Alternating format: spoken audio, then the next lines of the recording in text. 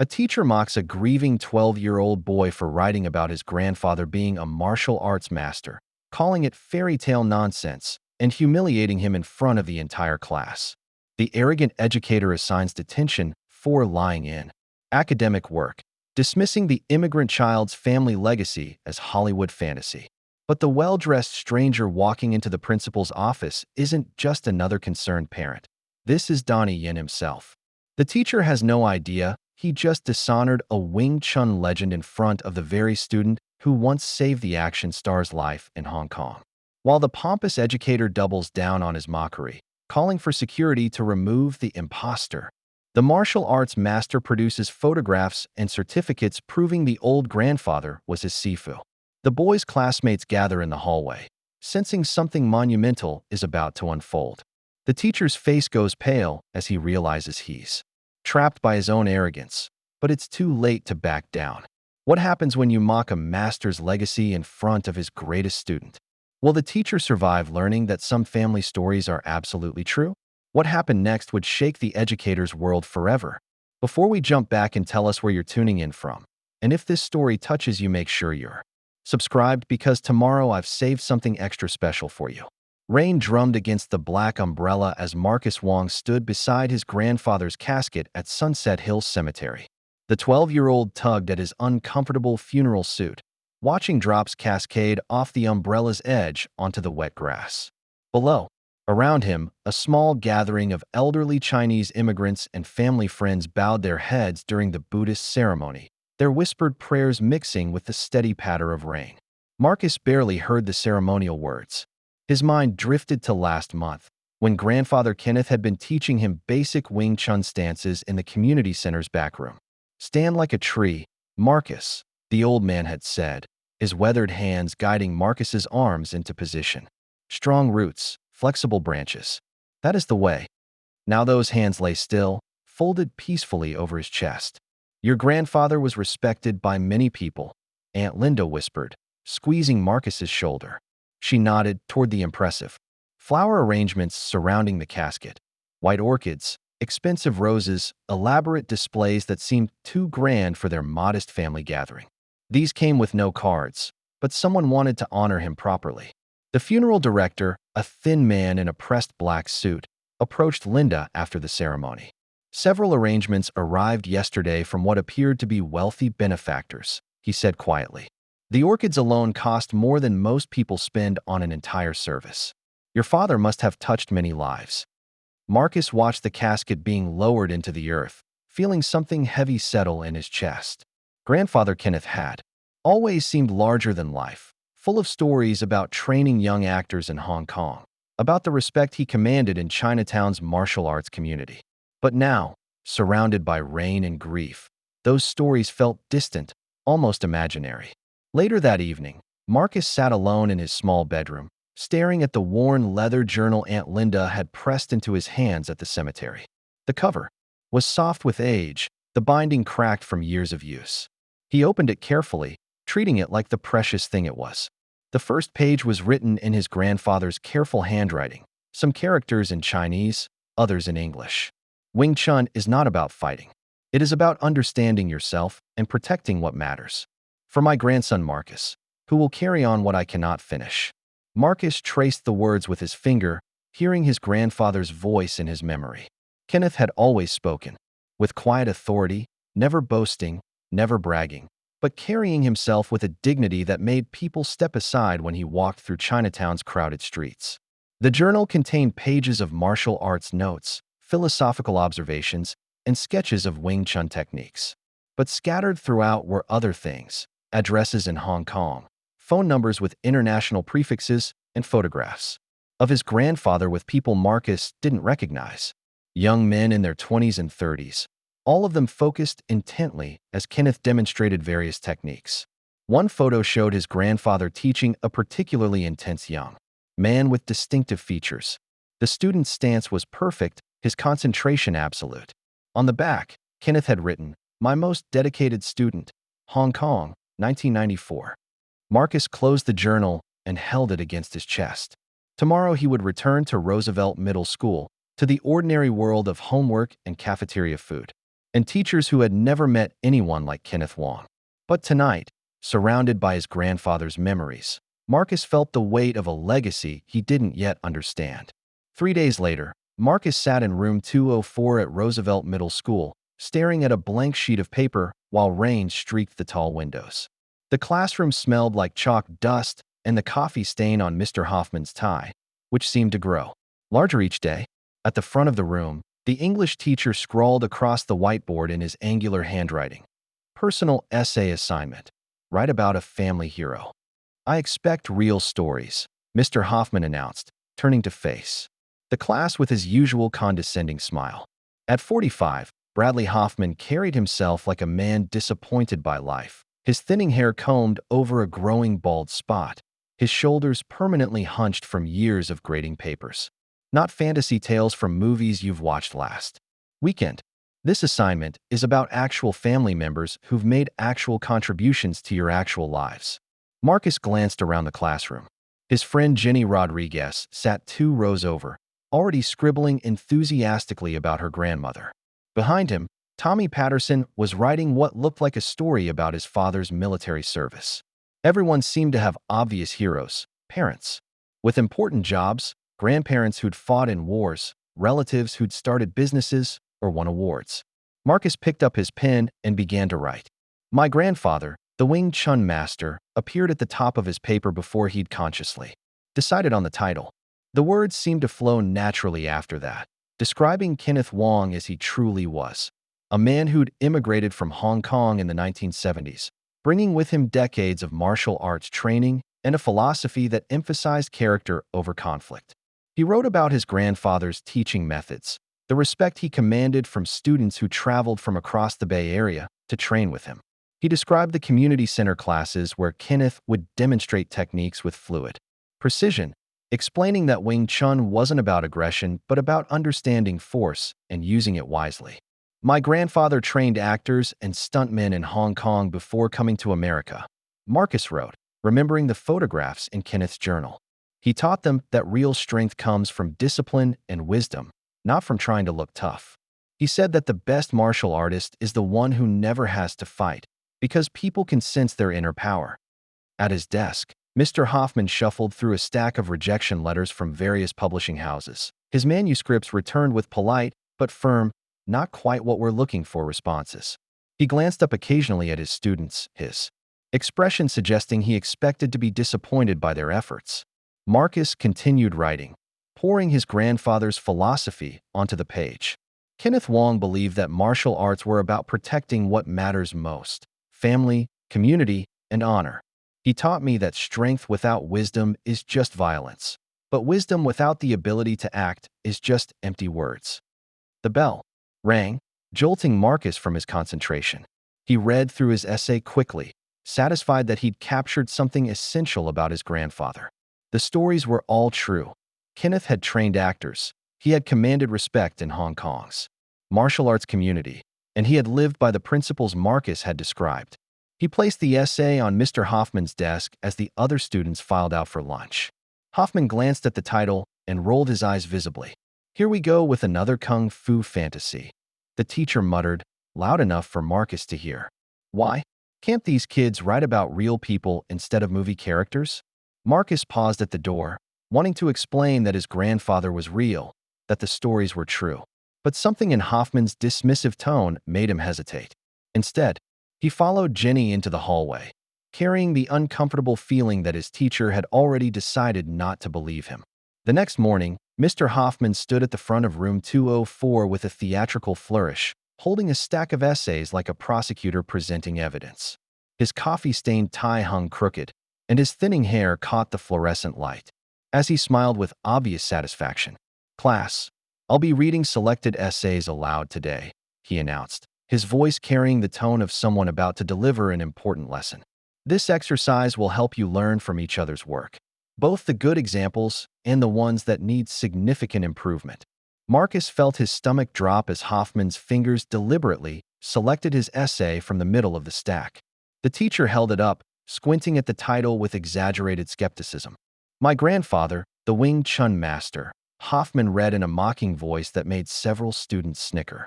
Let's see what young Mr. Wong has to say about his family hero. Jenny Rodriguez shot Marcus a sympathetic look from across the room. But Marcus was frozen in his seat, watching his teacher transform his heartfelt words into a source of entertainment. Hoffman began reading with theatrical emphasis, pausing dramatically at key phrases. Kenneth Wong was a respected Wing Chun master who trained actors and stuntmen in Hong Kong before immigrating to America. He looked up from the paper with raised eyebrows. Oh, and I suppose he taught Bruce Lee too? The class erupted in laughter. Tommy Patterson made exaggerated karate chop motions, while Sarah Mitchell whispered loudly to her neighbor about kung fu movies. Marcus felt heat rising in his cheeks as his grandfather's legacy was reduced to classroom comedy. He commanded respect from the martial arts community. Hoffman continued, his voice dripping with sarcasm. Students traveled from across the Bay Area to train with him because they recognized his wisdom and skill. The teacher paused for effect. How convenient that all these alleged students seemed to have vanished without a trace. Jenny raised her hand tentatively. Mr. Hoffman, I actually met Marcus's grandfather. He was really respected in Chinatown. My mom took me to one of his demonstrations at the community center. Hoffman waved her objection away dismissively. Miss Rodriguez, being kind to your friend doesn't require you to support his fantasy. We're here to learn about real family heroes, not characters from Saturday afternoon movies. He continued, reading, his voice growing more mocking with each sentence. When he reached Marcus's description of Kenneth's philosophy, that true strength came from character rather than physical force. Hoffman actually snorted with laughter. Wing Chun is about understanding yourself and protecting what matters. He read, how profound. I'm sure Mr. Wong learned that from watching The Karate Kid. The laughter grew louder. Marcus felt his hands clench into fists under his desk, remembering his grandfather's gentle voice explaining those exact concepts during their training sessions. Kenneth had never spoken those words lightly. They represented decades of study, practice, and genuine wisdom earned through experience. Hoffman folded the essay with deliberate ceremony and fixed Marcus with a stern look. Mr. Wong, fairy tales belong in creative writing class, not personal essays. This assignment was about real family heroes, not characters from martial arts films. The next time you're tempted to submit fiction as fact, remember that academic integrity matters more than entertaining your classmates. The bell rang, releasing the students into the hallway where several of them continued their impressions of movie fight scenes. Marcus remained in his seat, humiliated and angry, while the laughter echoed in his ears. Jenny approached his desk as the room emptied. Marcus, don't listen to him, she whispered urgently. Your grandfather was real. I remember him, the way people looked at him with respect, the way he moved like he understood something the rest of us didn't. Don't let Mr. Hoffman make you forget that. But as Marcus gathered his books and prepared for his next class, he couldn't shake the feeling that something precious had been damaged, something that couldn't easily be repaired. After school, Marcus sat alone in detention in Mr. Hoffman's classroom, the afternoon sun casting long shadows across empty desks. The room felt different without other students, smaller somehow, filled with the weight of disappointment and the lingering smell of chalk dust mixed with old coffee. Hoffman sat behind his desk, occasionally glancing up from his stack of papers to observe his prisoner with satisfaction. A hidden flask caught the light from his partially open desk drawer, and several crumpled rejection letters from publishers lay scattered near his grade book, evidence of dreams that had died hard. Since you seem to have trouble distinguishing between reality and fiction, Hoffman said without looking up, you'll be copying dictionary definitions. Start with honesty, then move on to integrity and factual. Maybe the repetition will help clarify these concepts for you. Marcus began copying mechanically, his pen scratching across the paper while anger simmered beneath the surface. Each word felt like another insult to his grandfather's memory, another nail in the coffin of respect for Kenneth Wong's legacy. You know, Mr. Wong, Hoffman continued, his voice taking on the tone of someone delivering important wisdom. This exercise isn't punishment, it's education. Young people today are so influenced by Hollywood that they can't tell the difference between entertainment and reality. Your grandfather was probably a fine man, but turning him into some kind of martial arts superhero doesn't honor his memory. Marcus's pen pressed harder against the paper. How would you know what honors his memory? You never met him. Hoffman looked up sharply. Excuse me? My grandfather, Marcus said, his voice steady despite the emotion building in his chest. You never met him. You don't know what he accomplished or who he was. You just decided his life was fake because it didn't fit what you expected. The teacher's face reddened. I decided that your essay was fabricated because extraordinary claims require extraordinary evidence. Your grandfather may have taken some martial arts classes, but that doesn't make him the kung fu master you described. Marcus continued copying definitions, but his mind wandered to the photographs in Kenneth's journal, his grandfather demonstrating techniques to focus students, the respect evident in their postures, the certificates and awards that documented decades of legitimate teaching. None of that mattered to Mr. Hoffman, who had never ventured beyond his classroom to discover what the world actually contained. Students your age are particularly susceptible to fantasy. Hoffman continued, warming to his theme. You watch movies and suddenly every elderly relative becomes a secret warrior. It's natural, but it's not honest. Through the classroom window, Marcus could see the buses departing, carrying his classmates home to families who believed their stories, who honored their grandparents' real accomplishments without requiring proof that satisfied skeptical English teachers. As the detention period neared its end, Marcus finished copying his assigned definitions and gathered his books. At the door, he turned back to face his teacher.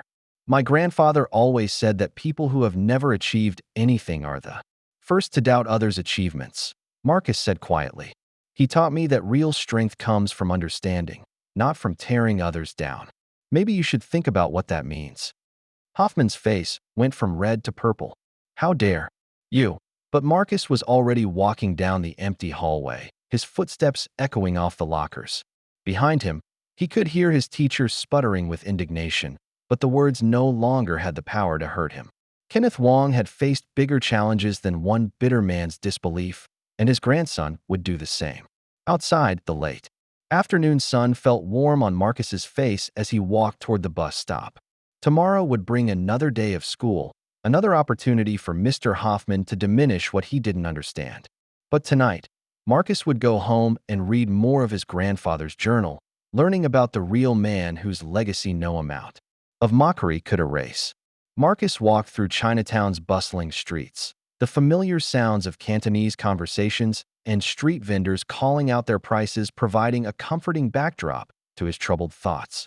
The afternoon sun cast warm light on the red and gold storefront signs, and the smell of roast duck from Wong's restaurant mixed with incense drifting from the herb shops.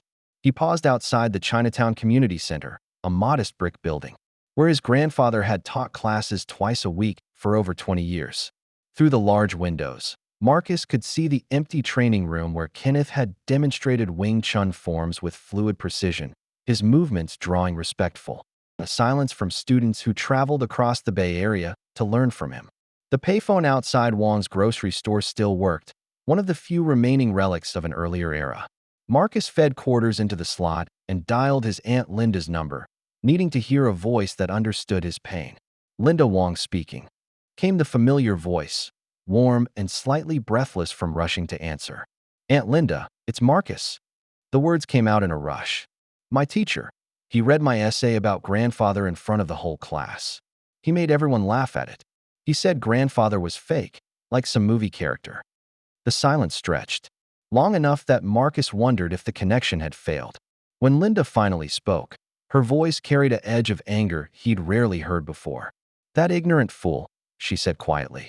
Marcus, your grandfather was the real thing. I watched students bow to him with genuine respect. I saw the way other martial arts instructors deferred to his knowledge. What your teacher did was shameful. But nobody believes me, Marcus said, leaning against the phone booth's glass wall.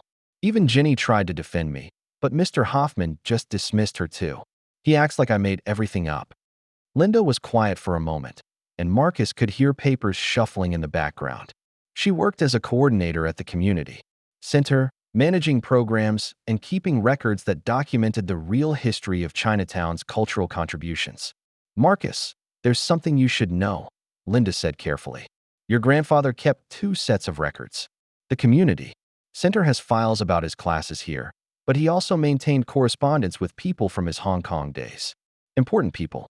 Before he died, he specifically asked me to contact someone if anything happened to him. Who?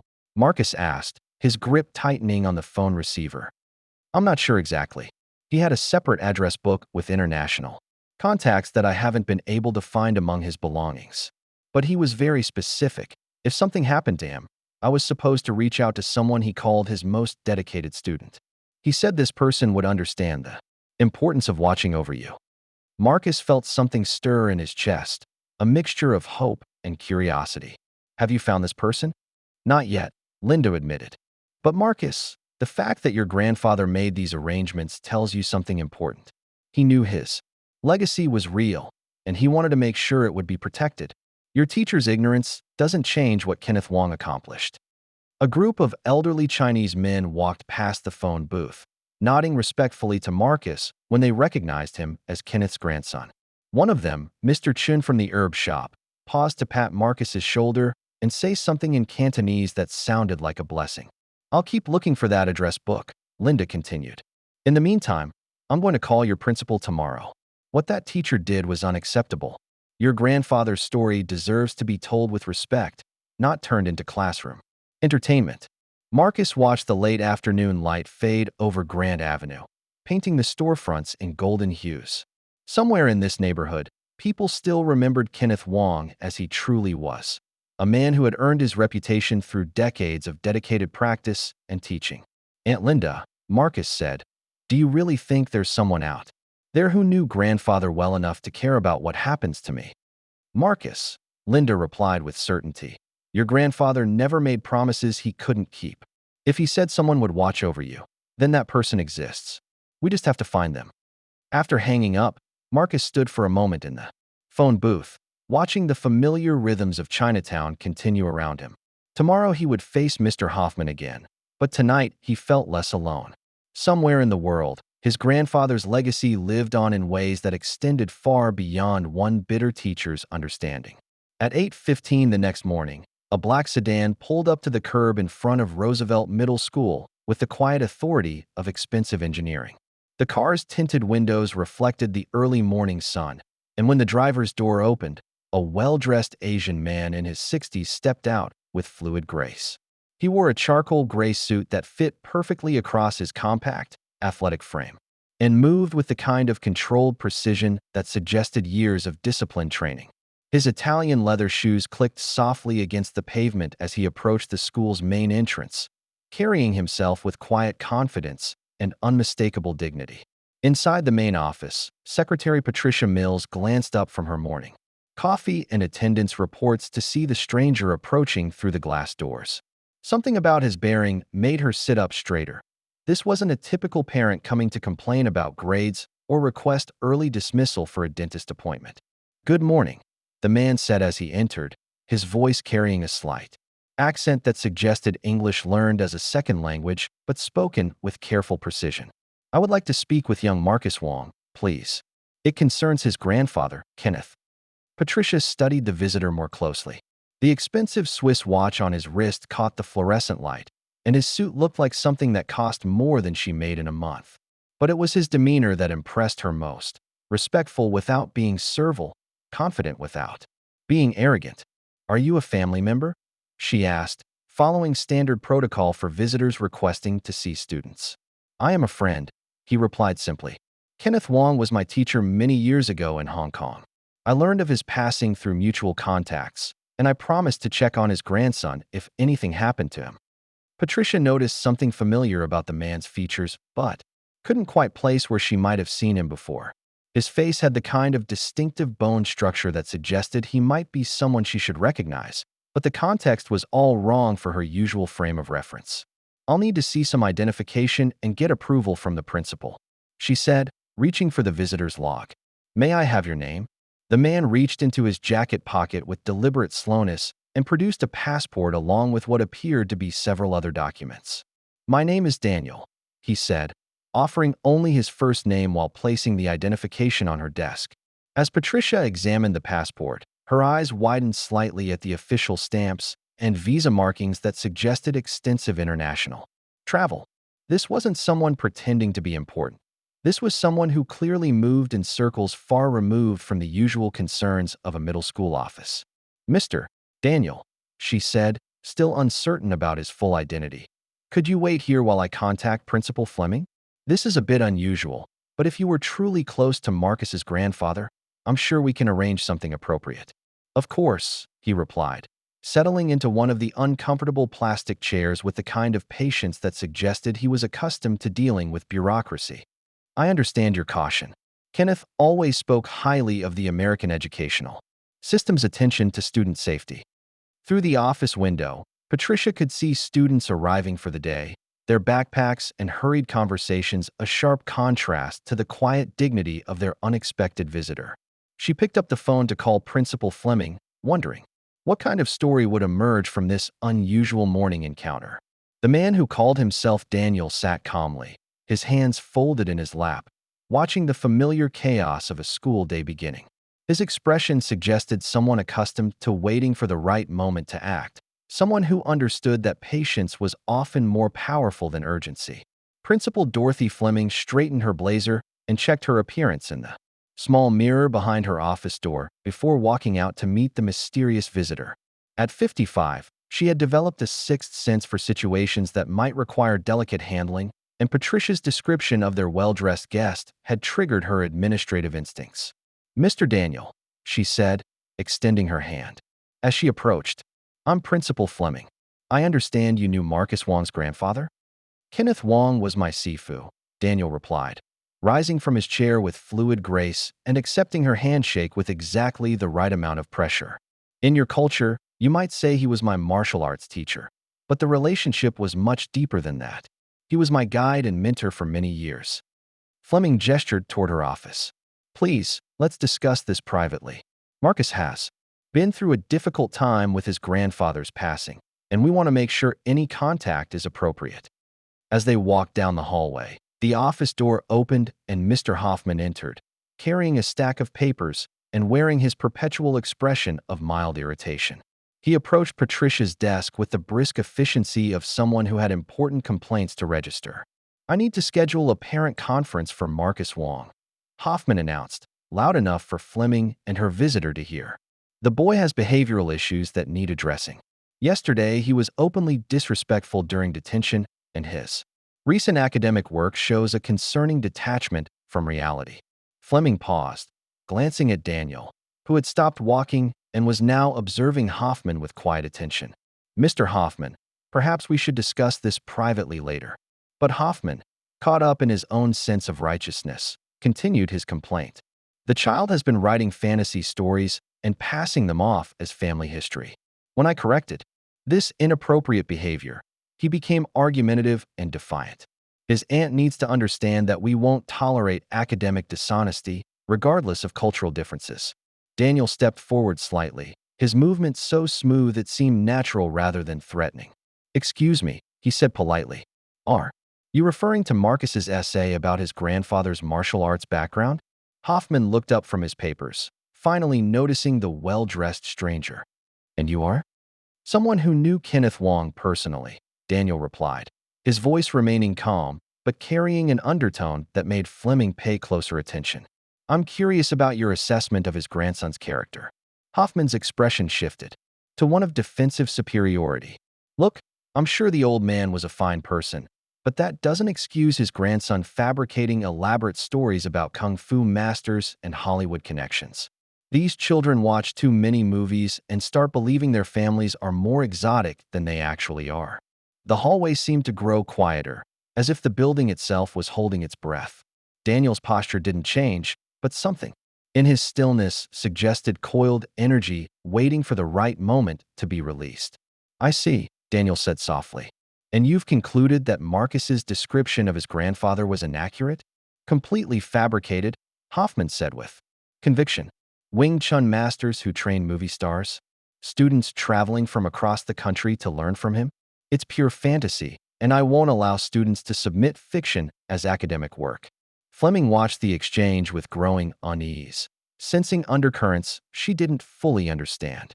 The visitor's calm reaction to Hoffman's dismissive tone seemed more ominous than reassuring, like the stillness before a storm. Daniel reached into his jacket pocket, his movement deliberate and controlled. "Perhaps," he said quietly, "I should properly introduce myself so we can discuss Kenneth Wong's legacy with appropriate context." His hand moved to his sunglasses as Hoffman continued his lecture about academic standards and the importance of distinguishing reality from entertainment. The teacher was so focused on his own authority that he failed to notice the subtle shift in the atmosphere around him. Daniel's fingers closed around his sunglasses, and with a fluid motion that seemed to slow time, he removed them to reveal his distinctive features. The hallway's fluorescent lighting caught the angles of his face, the intense eyes, the unmistakable bone structure that had graced movie screens around the world. Patricia Mills nearly dropped her coffee mug, her hand flying to her mouth as recognition hit her like a physical blow. Her eyes darted between Daniel and the mental image of movie posters she'd seen countless times over the years. "My name is Donnie Yen," he said simply, his voice carrying the same quiet authority it had possessed moments before, but now weighted with the gravity of revelation. Principal Fleming's professional composure cracked visibly. Her mouth opened slightly as she processed what she was seeing, her mind struggling to reconcile the international action star standing in her hallway with the routine Tuesday morning she'd been expecting. Mr. Hoffman, still caught up in his lecture about academic integrity, continued speaking for several seconds before the silence around him penetrated his consciousness. "As I was saying, these fantasy elements undermine the educational." He stopped mid-sentence, finally noticing that everyone was staring at their visitor with expressions of shock. "Right, and I'm Jackie Chan," Hoffman said with a dismissive laugh, still not grasping the situation. "This is exactly the kind of fantasy thinking I'm trying to correct in that boy. Whoever you are, this elaborate hoax isn't helping Marcus learn the difference between reality and—" Donnie reached into his jacket and withdrew a manila envelope, his movements precise and unhurried. From it, he extracted several photographs, official-looking certificates, and a handwritten letter that bore the careful script Patricia had noticed on Marcus's emergency contact forms. "These are photographs of myself training with Kenneth Wong in Hong Kong," Donnie said, placing the images on Patricia's desk where everyone could see them. The pictures showed a younger Donnie in training clothes, focused intently as an older Chinese man demonstrated Wing Chun techniques. "These are certificates documenting my study of Wing Chun under sifu Kenneth Wong. And this is a letter he wrote to me 3 months ago." Fleming approached the desk, her administrative training overriding her shock as she examined the documents. The photographs were clearly authentic, showing the progression of a student-teacher relationship over what appeared to be several years. The certificates bore official seals and signatures in both Chinese and English. But it was the letter that made Hoffman's face drain of color. Written in Kenneth's careful handwriting, it began, "My old student, if you are reading this, then I am gone and my grandson Marcus needs guidance. He is a good boy, but will face those who do not understand our ways. Please help him remember that his grandfather's teachings were real." Patricia fumbled for her phone, her fingers shaking as she pulled up a search engine and typed Donnie Yen. The screen filled with images identical to the man standing in their hallway. Movie stills, red carpet photos, martial arts demonstrations, and interviews where he spoke respectfully about his Wing Chun training. Hoffman stared at the evidence spread before him, his earlier confidence evaporating like morning mist. The photographs didn't lie. The certificates were genuine. The letter was written in the same hand that had signed Marcus's school forms. "Kenneth Wong saved my life during a stunt sequence in Hong Kong in 1994, Donnie continued, his voice carrying the weight of genuine emotion. "When I was injured and my career was in jeopardy, he not only helped me recover physically but agreed to become my sifu. He taught me that Wing Chun was about more than fighting. It was about character, discipline, and protecting what matters most." He carefully refolded the letter and looked directly at Hoffman, his calm exterior now edged with something that made the teacher step back involuntarily. Kenneth Wong was worth more than all of us combined. He was respected by martial artists across 2 continents, and his wisdom influenced everyone who was fortunate enough to train with him. The hallway had grown completely silent except for the distant sounds of students in their classrooms. Even the usual hum of the building's ventilation system seemed muted in the presence of this revelation. And I will not allow his grandson to be dishonored by someone who never knew the man, Donnie concluded, his words carrying the quiet finality of an oath being sworn. Hoffman opened his mouth to speak, then closed it again, realizing that everything he had said about Marcus, about Kenneth, about the supposed impossibility of the boy's family story had just been revealed as the ignorant assumptions of a man who had never ventured beyond his own limited understanding of what the world contained. Within minutes of Patricia Mills' whispered phone calls to her closest friends in the administrative office, news spread through Roosevelt Middle School with the electric intensity of a breaking story. Donnie Yen is here, became the whispered mantra echoing through hallways as students abandoned all pretense of focusing on their morning lessons. In room 105, Mrs. Chen's second-grade math class pressed their faces against the window, hoping to catch a glimpse of the famous visitor. Down the hall, Mr. Rodriguez found himself explaining basic algebra to empty air as his students craned their necks toward the door, ears tuned for any sound that might indicate the action star's proximity. Principal Fleming had quickly escorted Donnie to the small conference room adjacent to her office, but not before a dozen teachers had managed to peek around door frames and confirm that yes, the international martial arts legend was actually standing in their humble middle school hallway. Jenny Rodriguez sat in her third-period science class, unable to concentrate on Mrs. Peterson's explanation of photosynthesis as rumors swirled around her. "Is it true Marcus's grandfather really knew Donnie Yen?" whispered Amanda Chun, her eyes wide with newfound respect for her previously dismissed classmate. "Marcus never lied," Jenny replied firmly, feeling vindicated after yesterday's humiliation. "His grandfather was exactly who he said he was." Meanwhile, Mr. Hoffman had retreated to his classroom like a wounded animal seeking shelter. His hands shook slightly as he pulled up Google on his phone, frantically searching for information about Donnie Yen's martial arts background. Each search result felt like another nail in the coffin of his credibility. Interviews where Donnie spoke reverently about his Wing Chun training, behind-the-scenes footage showing his authentic martial arts skills, articles detailing his respect for traditional Chinese fighting systems. The photographs on his phone screen showed the same man who had just stood in the hallway, but now Hoffman understood the magnitude of what he was seeing. This wasn't just any movie star. This was someone whose martial arts credentials were internationally recognized, whose films were celebrated for their authentic portrayal of traditional fighting techniques. "Oh God," Hoffman muttered, sinking into his desk chair as the full implications of his mistake crashed over him. He had mocked not just Marcus, but the memory of a man who had apparently trained one of the world's most respected martial artists. In the main office, Patricia had abandoned all pretense of normal administrative duties and was fielding phone calls from teachers, parents, and even a local newspaper reporter who had somehow already heard about the morning's unusual visitor. "No comment," she kept repeating, though her excited tone suggested she was bursting to share every detail. Marcus sat in his social studies class, unaware that his world was about to change dramatically. Mr. Williams was discussing the California gold rush when the classroom phone rang with the sharp urgency that usually meant emergency or administrative summons. "Marcus Wong to the main office, please," came the crackling announcement over the intercom. Marcus Wong to the main office immediately. The classroom fell silent. Marcus felt his stomach drop, assuming this meant more trouble related to yesterday's detention.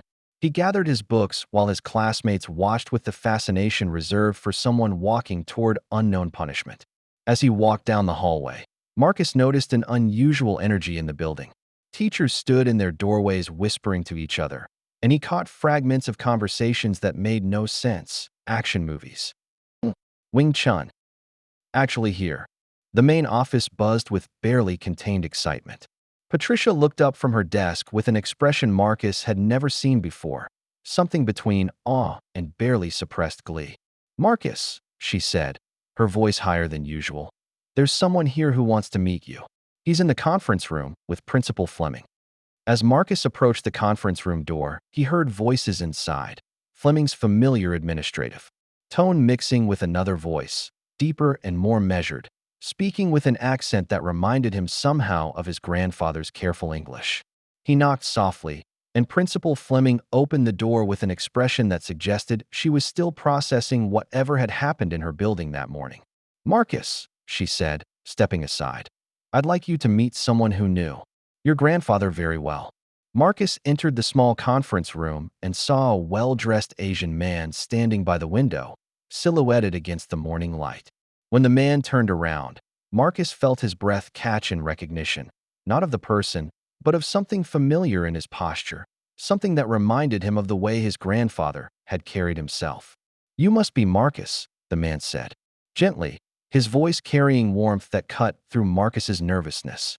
"Your grandfather spoke of you often in his letters. I'm very sorry for your loss."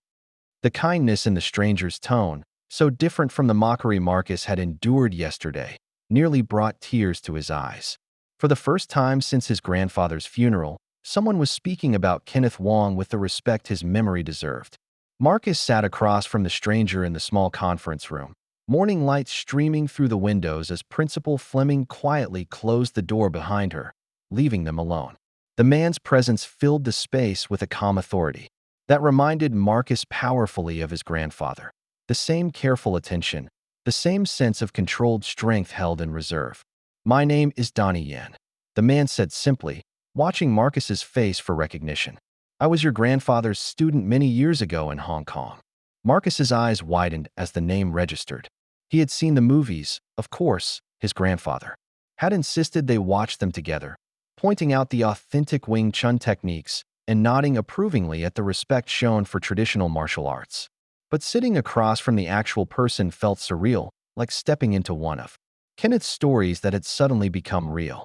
Donnie reached into his jacket and withdrew the manila envelope, carefully extracting the photographs Marcus had glimpsed earlier. "I thought you might like to see these," he said, sliding them across the small table. The first photograph showed a younger Donnie in simple training clothes, his stance perfect as an older Chinese man, unmistakably Marcus's grandfather, demonstrated a Wing Chun technique. Kenneth's hands were positioned precisely, his expression focused and patient in the way Marcus remembered from their own training sessions. "This was taken in 1995, Donnie explained softly. "I was struggling with a particularly difficult sequence of movements, and your grandfather spent 3 hours with me until I understood not just the physical technique, but the philosophy behind it." Marcus traced his finger along the edge of the photograph, seeing his grandfather as he had never known him, younger, more vital, but with the same gentle authority that had made Marcus feel safe and protected throughout his childhood. The second photograph showed the two men in what appeared to be a more formal setting, both wearing traditional Chinese training uniforms. Kenneth held a certificate while Donnie stood respectfully beside him, his head slightly bowed in the gesture of a student honoring his teacher. "Your grandfather was very particular about the traditional ceremonies," Donnie continued. "He insisted that even successful actors had to earn their advancement through genuine understanding, not just physical skill. He said that Wing Chun, without character, was just empty movement." Marcus felt something tight in his chest begin to loosen. For days, he had been surrounded by people who dismissed his grandfather's achievements as fantasy, who reduced Kenneth's legacy to the stuff of movies and imagination. But here was proof, not just photographs, but the living testimony of someone whose respect for his grandfather was evident in every word. "He wrote to me about you regularly," Donnie said, producing a small stack of letters bound with a red ribbon. "He was very proud of your progress in school, your kindness to others, your interest in learning about your heritage. He worried that you might face people who wouldn't understand the value of what he had to teach." Marcus's throat tightened. He was right. My English teacher says I made everything up. He read my essay about grandfather to the whole class and made everyone laugh. He said it was all fantasy. Donnie's expression hardened almost imperceptibly, the change so subtle that someone who didn't know how to read the signs of controlled anger might have missed it entirely. "Your teacher said this?" "Mr. Hoffman. He gave me detention for lying in academic work. He said fairy tales don't belong in personal essays." Marcus felt the familiar sting of humiliation returning. Nobody believes that grandfather was really a Wing Chun master. From his pocket, Donnie withdrew a small wooden object that made Marcus gasp in recognition. It was a miniature Wing Chun dummy, carved with exquisite detail and polished smooth by years of handling. Kenneth had shown Marcus photographs of similar training tools, explaining their use in developing proper technique and muscle memory. "Your grandfather made this for me 20 years ago," Donnie said, placing it carefully in Marcus's hands. He said that a true martial artist always carries a reminder of his training, something to keep him connected to the discipline even when he's far from the training hall. He wanted you to have this if anything happened to him. Marcus held the small carving reverently, feeling the weight of craftsmanship and love that had gone into its creation. His grandfather's hands had shaped this wood, had carved each detail, with the patience and precision that characterized everything Kenneth did. "He also wanted you to know," Donnie continued, "that the stories he told you were all true. Every technique he demonstrated, every principle he explained, every tale of his students and their achievements, all of it was real. Your teacher's ignorance doesn't change that reality." Through the conference room window, Marcus could see students walking between classes, their conversations and laughter a reminder of the normal world that suddenly felt very far away. But here, in this small room with his grandfather's most accomplished student, Marcus felt connected to something larger and more meaningful than daily routines and classroom assignments. "I think," Donnie said quietly, "it's time I had a conversation with Mr. Hoffman." The hallway outside room 204 had never seen such attention. Students moved more slowly than usual, their conversations dropping to whispers as they passed the English classroom where Mr. Hoffman sat behind his desk, frantically scrolling through his phone with the desperate intensity of someone researching his own impending doom. Donnie and Marcus walked down the corridor together, their footsteps creating a wake of curiosity among the students who recognized something momentous was about to unfold.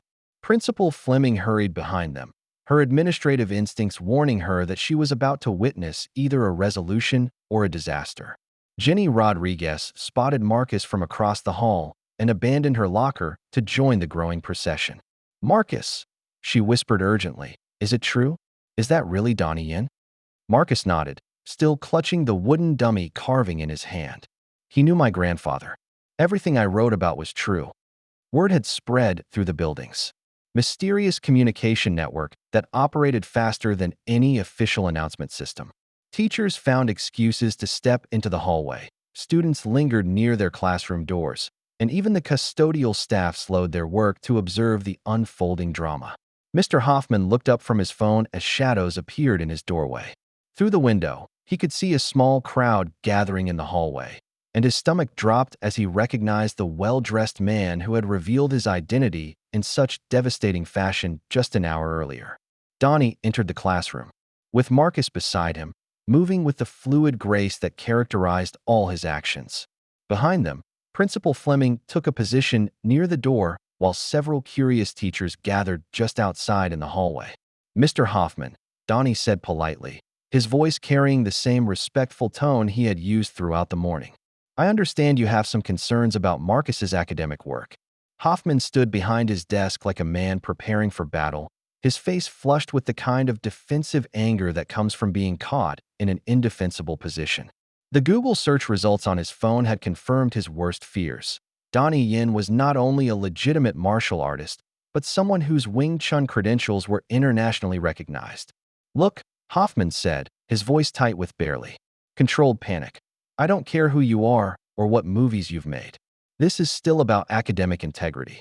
Students can't submit fantasy stories and expect them to be accepted as factual family history." The classroom fell silent except for the sound of more students gathering in the hallway. Someone had apparently started live streaming the encounter because phones were visible through the doorway, all pointed toward the unfolding confrontation. "Fantasy stories?" Donnie repeated, his tone remaining calm, but carrying an undertone that made several observers step back slightly. Marcus wrote about his grandfather exactly as Kenneth was, a dedicated Wing Chun master who spent decades teaching others the principles of discipline, respect, and self-defense. Hoffman's face grew redder. "Regardless of your credentials, that doesn't change the fact that a 12-year-old boy claiming his grandfather trained movie stars and commanded international respect is clearly embellishing for dramatic effect." "I see," Donnie said quietly. "So you believe Marcus was lying about his family's history?"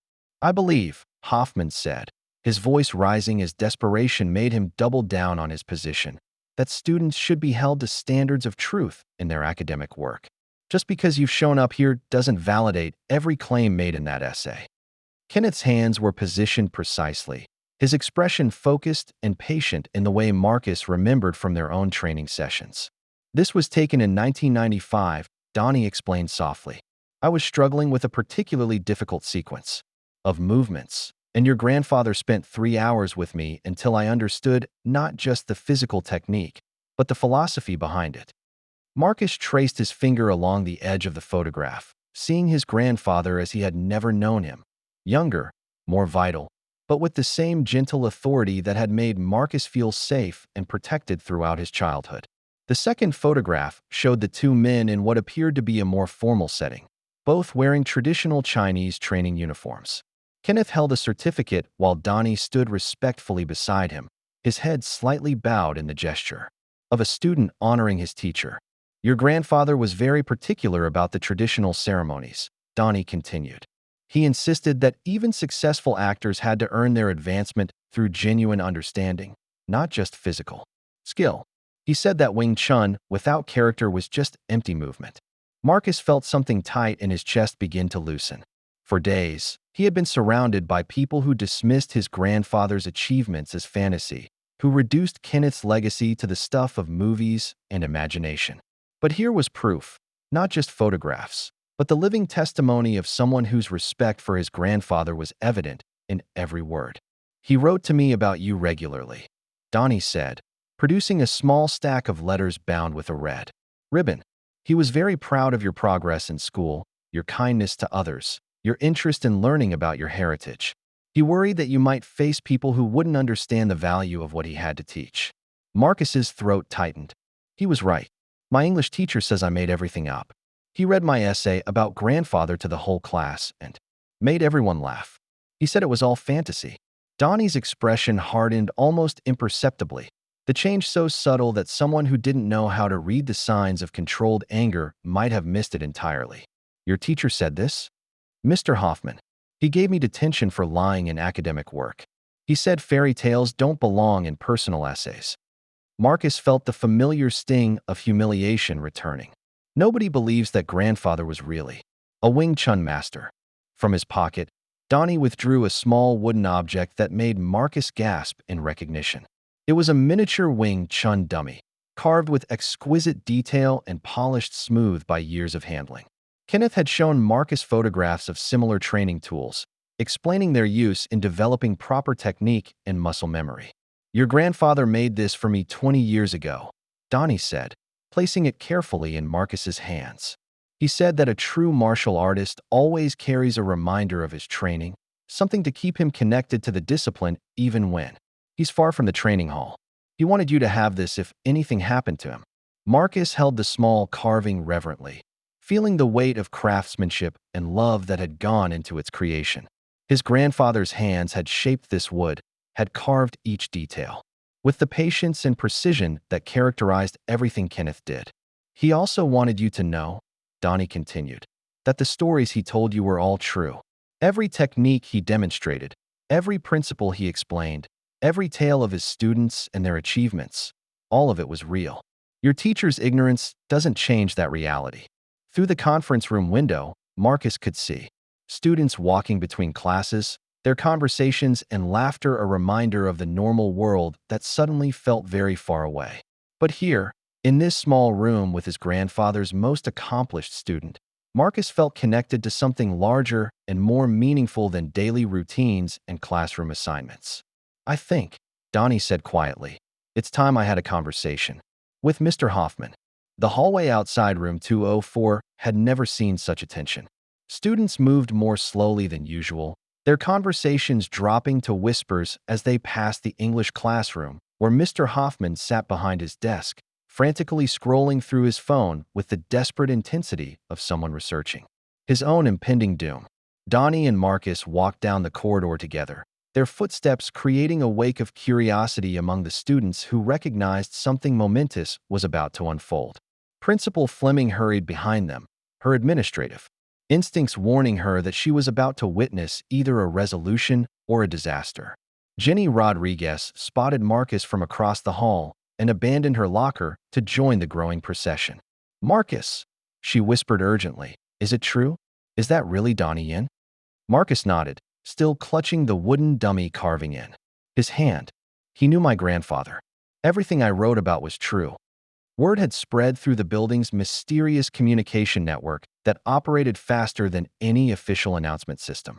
Teachers found excuses to step into the hallway. Students lingered near their classroom doors, and even the custodial staff slowed their work to observe the unfolding drama. Mr. Hoffman looked up from his phone as shadows appeared in his doorway. Through the window, he could see a small crowd gathering in the hallway, and his stomach dropped as he recognized the well-dressed man who had revealed his identity in such devastating fashion just an hour earlier. Donnie entered the classroom with Marcus beside him, moving with the fluid grace that characterized all his actions. Behind them, Principal Fleming took a position near the door while several curious teachers gathered just outside in the hallway. "Mr. Hoffman," Donnie said politely, his voice carrying the same respectful tone he had used throughout the morning. "I understand you have some concerns about Marcus's academic work." Hoffman stood behind his desk like a man preparing for battle, his face flushed with the kind of defensive anger that comes from being caught in an indefensible position. The Google search results on his phone had confirmed his worst fears. Donnie Yen was not only a legitimate martial artist, but someone whose Wing Chun credentials were internationally recognized. "Look," Hoffman said, his voice tight with barely controlled panic. "I don't care who you are or what movies you've made. This is still about academic integrity. Students can't submit fantasy stories and expect them to be accepted as factual family history." The classroom fell silent except for the sound of more students gathering in the hallway. Someone had apparently started live streaming the encounter because phones were visible through the doorway, all pointed toward the unfolding confrontation. "Fantasy stories?" Donnie repeated, his tone remaining calm, but carrying an undertone that made several observers step back slightly. Marcus wrote about his grandfather exactly as Kenneth was, a dedicated Wing Chun master who spent decades teaching others the principles of discipline, respect, and self-defense. Hoffman's face grew redder. "Regardless of your credentials, that doesn't change the fact that a 12-year-old boy claiming his grandfather trained movie stars and commanded international respect is clearly embellishing for dramatic effect." "I see," Donnie said quietly. "So you believe Marcus was lying about his family's history?" "I believe," Hoffman said, his voice rising as desperation made him double down on his position, "that students should be held to standards of truth in their academic work. Just because you've shown up here doesn't validate every claim made in that essay." Through the classroom window, Marcus could see more people gathering, parents who had been called by their children, community members who had heard about the unusual situation at Roosevelt Middle School, and what appeared to be a news crew setting up equipment in the parking lot. Mrs. Chun, the math teacher, whispered to her colleague near the doorway, "Does he not realize what he's saying? That's actually Donnie Yen, and he's saying the man's teacher was fake." Donnie stepped closer to Hoffman's desk, his movements so smooth it seemed choreographed, but his presence filled the room with an energy that made everyone acutely aware of the physical reality behind his cinematic reputation. "Mr. Hoffman," he said, his voice dropping to barely above a whisper, "Kenneth Wong saved my life in Hong Kong 30 years ago.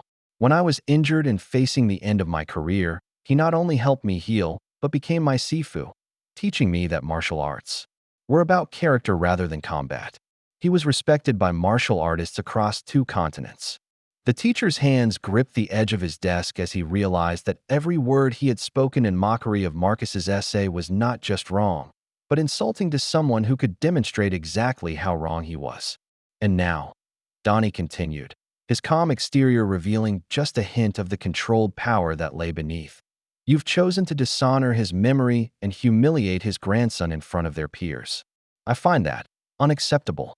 In the hallway, someone's phone buzzed with an incoming call from a local news station, and the sound seemed to break the spell of tension that had settled over the classroom. Reality was shifting around all of them, and Mr. Hoffman was beginning to understand that his morning was about to become very public very quickly. The arrival of Rebecca Martinez from Channel 7 News transformed the hallway outside room 204. from a curious gathering into something approaching a media circus.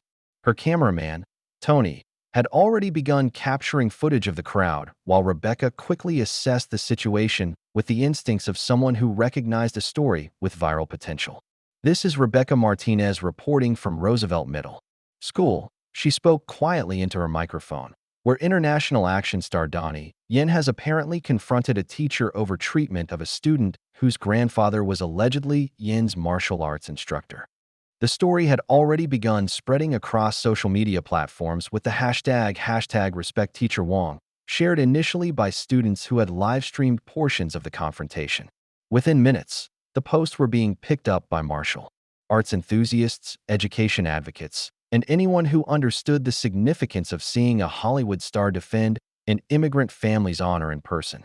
Inside the classroom, Principal Fleming realized that her quiet Tuesday morning had exploded into a potential public relations nightmare or opportunity, depending on how she managed the next few minutes. The school district office would expect her to contain the situation, but the presence of news cameras suggested that containment was no longer an option. Mr. Hoffman stood frozen behind his desk, his face cycling through expressions of panic. As he grasped the magnitude of his situation, through the classroom windows, he could see the news van, the growing crowd, and the smartphones recording every moment of what was clearly becoming the most public humiliation of his teaching career. I need to call the district office," Fleming announced, stepping toward the classroom phone. "Perhaps," Donnie said calmly, "we should first focus on resolving the immediate issue. Marcus deserves an acknowledgement that his family's history is real and worthy of respect." But Hoffman, cornered and desperate, made the crucial mistake of choosing defiance over dignity. "This is all a publicity stunt," he declared loudly, his voice carrying into the hallway where the news camera captured every word. "Some Hollywood star shows up with a few photographs, and suddenly we're supposed to believe every fantasy story students write." The crowd in the hallway responded with audible gasps and murmurs of disbelief. Even the students who had never particularly liked Marcus understood that their teacher had just publicly insulted one of the world's most respected martial artists to his face. Jenny Rodriguez pushed forward through the crowd and called out, "Mr. Hoffman, I told you I met Marcus's grandfather. He was respected by everyone in Chinatown. Why won't you just admit you were wrong?" Rebecca Martinez stepped closer to the classroom door, sensing that the story was escalating beyond a simple misunderstanding into something that would resonate with audiences far beyond their local viewing area. Donnie's posture remained relaxed, but those who understood body language recognized the subtle shift in his stance. Weight slightly forward, center of gravity lower, the almost imperceptible preparation of someone whose patience was being tested by willful ignorance. "Mr. Hoffman," he said, his voice carrying the kind of quiet authority that made the entire hallway fall silent. "You seem determined to dismiss not only Marcus's family history, but the evidence I've provided about my relationship with his grandfather. Perhaps you would prefer a more formal demonstration of Wing Chun's reality?" Principal Fleming's eyes widened as she understood the implication. "Mr. Yen, I'm not suggesting violence," Donnie clarified, his gaze never leaving Hoffman's face. "I'm suggesting education. Traditional martial arts include formal protocols for resolving disputes about credibility and respect. If Mr. Hoffman truly believes that Wing Chun is merely Hollywood fantasy, perhaps he would be willing to test that theory in a controlled environment." The classroom had become completely silent except for the sound of Rebecca Martinez whispering rapid updates to her news director through her earpiece. This was no longer just a local human interest story. This was the kind of content that would be shared across every martial arts forum and social media platform within hours. Hoffman's mouth opened and closed without producing sound as he realized he was being challenged by someone whose physical capabilities were internationally recognized. Around him, the walls seemed to be closing in as students, teachers, parents, and news media all waited to see how he would respond to a situation that had spiraled completely beyond his control. Outside in the parking lot, more news vans were arriving, along with curious community members who had heard about the confrontation through Chinatown's efficient communication network.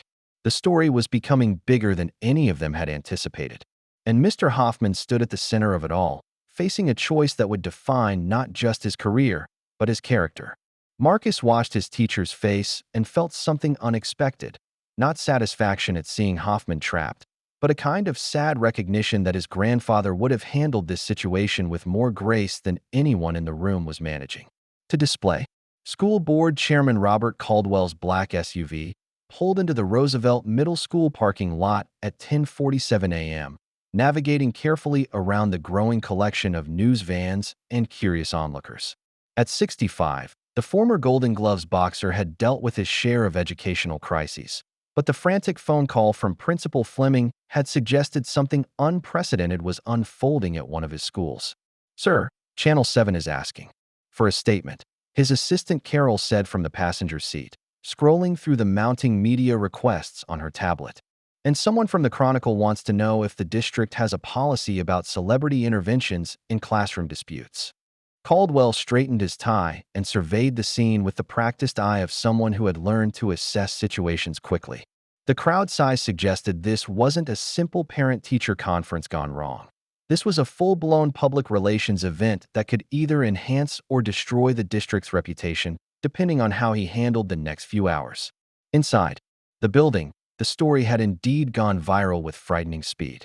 Hashtag Respect Teacher Wong was trending locally, with clips being shared across martial arts communities, education forums, and immigrant advocacy groups. The original live stream from a student's phone had been viewed over 50,000 times in less than 2 hours.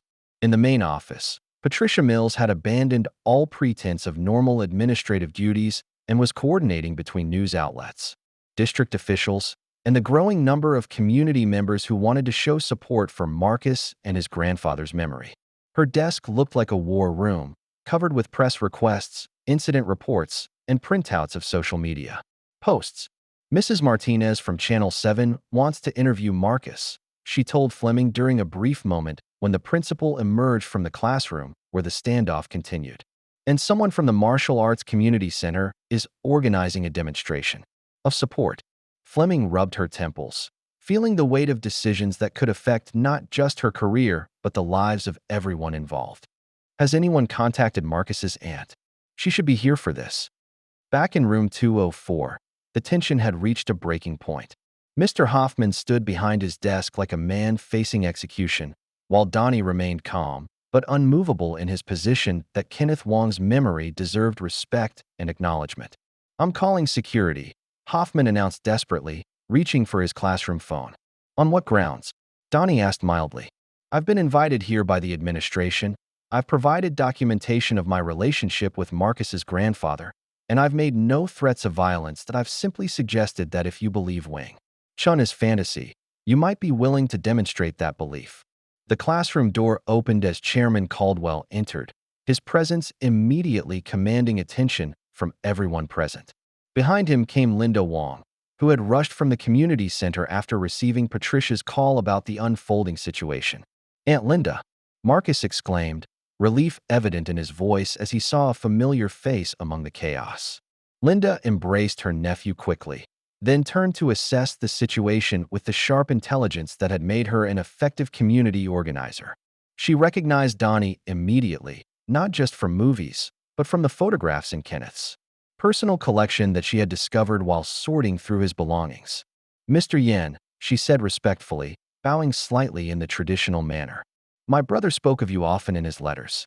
He would be honored to know you came to support Marcus." Caldwell stepped forward, his boxer's instincts reading the room's dynamics instantly. "I'm Robert Caldwell, school board chairman. I understand we have a situation that needs resolution. We have a teacher who has publicly mocked his students' family history and refuses to acknowledge documented evidence of that family's achievements," Donnie replied calmly. "In my culture, such disrespect cannot go unanswered." Hoffman, seeing what he hoped was rescue in the form of district authority, stepped forward. "Mr. Caldwell, this man is trying to intimidate me into changing a student's grade based on celebrity status rather than academic merit. Is that accurate?" Caldwell asked, looking directly at Donnie. "Not at all," Donnie replied. "I'm suggesting that Mr. Hoffman's dismissal of Marcus's essay was based on ignorance rather than evidence. I've provided documentation proving that Kenneth Wong was exactly who Marcus described, a respected Wing Chun master who trained students across 2 continents. Linda opened her purse and withdrew a folder she had hastily assembled during her rush to the school. I brought additional documentation, she said, spreading certificates, photographs, and newspaper clippings across the nearest desk. Kenneth kept meticulous records of his teaching credentials and student achievements. The evidence was overwhelming. Official certifications from Hong Kong martial arts organizations, newspaper articles about his classes in Chinatown, testimonials from students who had gone on to open their own schools, and photographs spanning decades of respectful relationships with the martial arts community. Caldwell examined the documents with the attention to detail that had served him well in both boxing and education administration. His own background in martial arts helped him recognize the authenticity of the credentials and the significance of the relationships they documented. "Mr. Hoffman," he said finally, "it appears that Marcus's essay was entirely factual. What exactly was your objection to his work?" The teacher's face flushed as he realized that his supervisor was looking at the same evidence that had demolished his position minutes earlier. The claim seemed exaggerated for dramatic effect. Students often embellish family stories to make them more interesting. "So you assumed Marcus was lying without investigating the accuracy of his claims?" Caldwell's voice carried the edge of someone whose patience was wearing thin. Through the classroom windows, they could see the crowd continuing to grow. Rebecca Martinez was conducting interviews with community members who had known Kenneth Wong, each testimony adding weight to the growing narrative about a teacher who had disrespected an immigrant family's legitimate achievements. Donnie stepped forward slightly, his movement drawing everyone's attention. "Mr. Caldwell, I propose a solution that addresses both the educational concerns and the question of respect. If Mr. Hoffman truly believes that traditional martial arts are merely Hollywood fantasy, I suggest a formal demonstration where he can test that theory." The room fell silent as everyone processed the implications of what they had just heard. Outside, the sound of more vehicles arriving suggested that the story was attracting attention far beyond the school's normal community. Caldwell looked at Hoffman, whose face had gone pale at the realization that he was being formally challenged by someone whose physical capabilities were internationally recognized. "Mr. Hoffman, how do you respond to that suggestion?" The silence in room 204 stretched like a taut wire as everyone waited for Hoffman's response to Donnie's proposal. The teacher's face cycled through expressions of panic, defiance, and desperate calculation while the weight of dozens of expectant stares pressed down on him. "This is absurd," Hoffman finally managed, his voice higher than usual.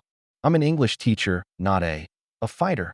You can't seriously expect me to engage in physical combat to resolve an academic dispute." Donnie stepped forward slightly, his movement fluid and controlled. "Not combat, Mr. Hoffman. Education. Traditional martial arts include formal protocols for demonstrating the difference between genuine skill and theatrical performance.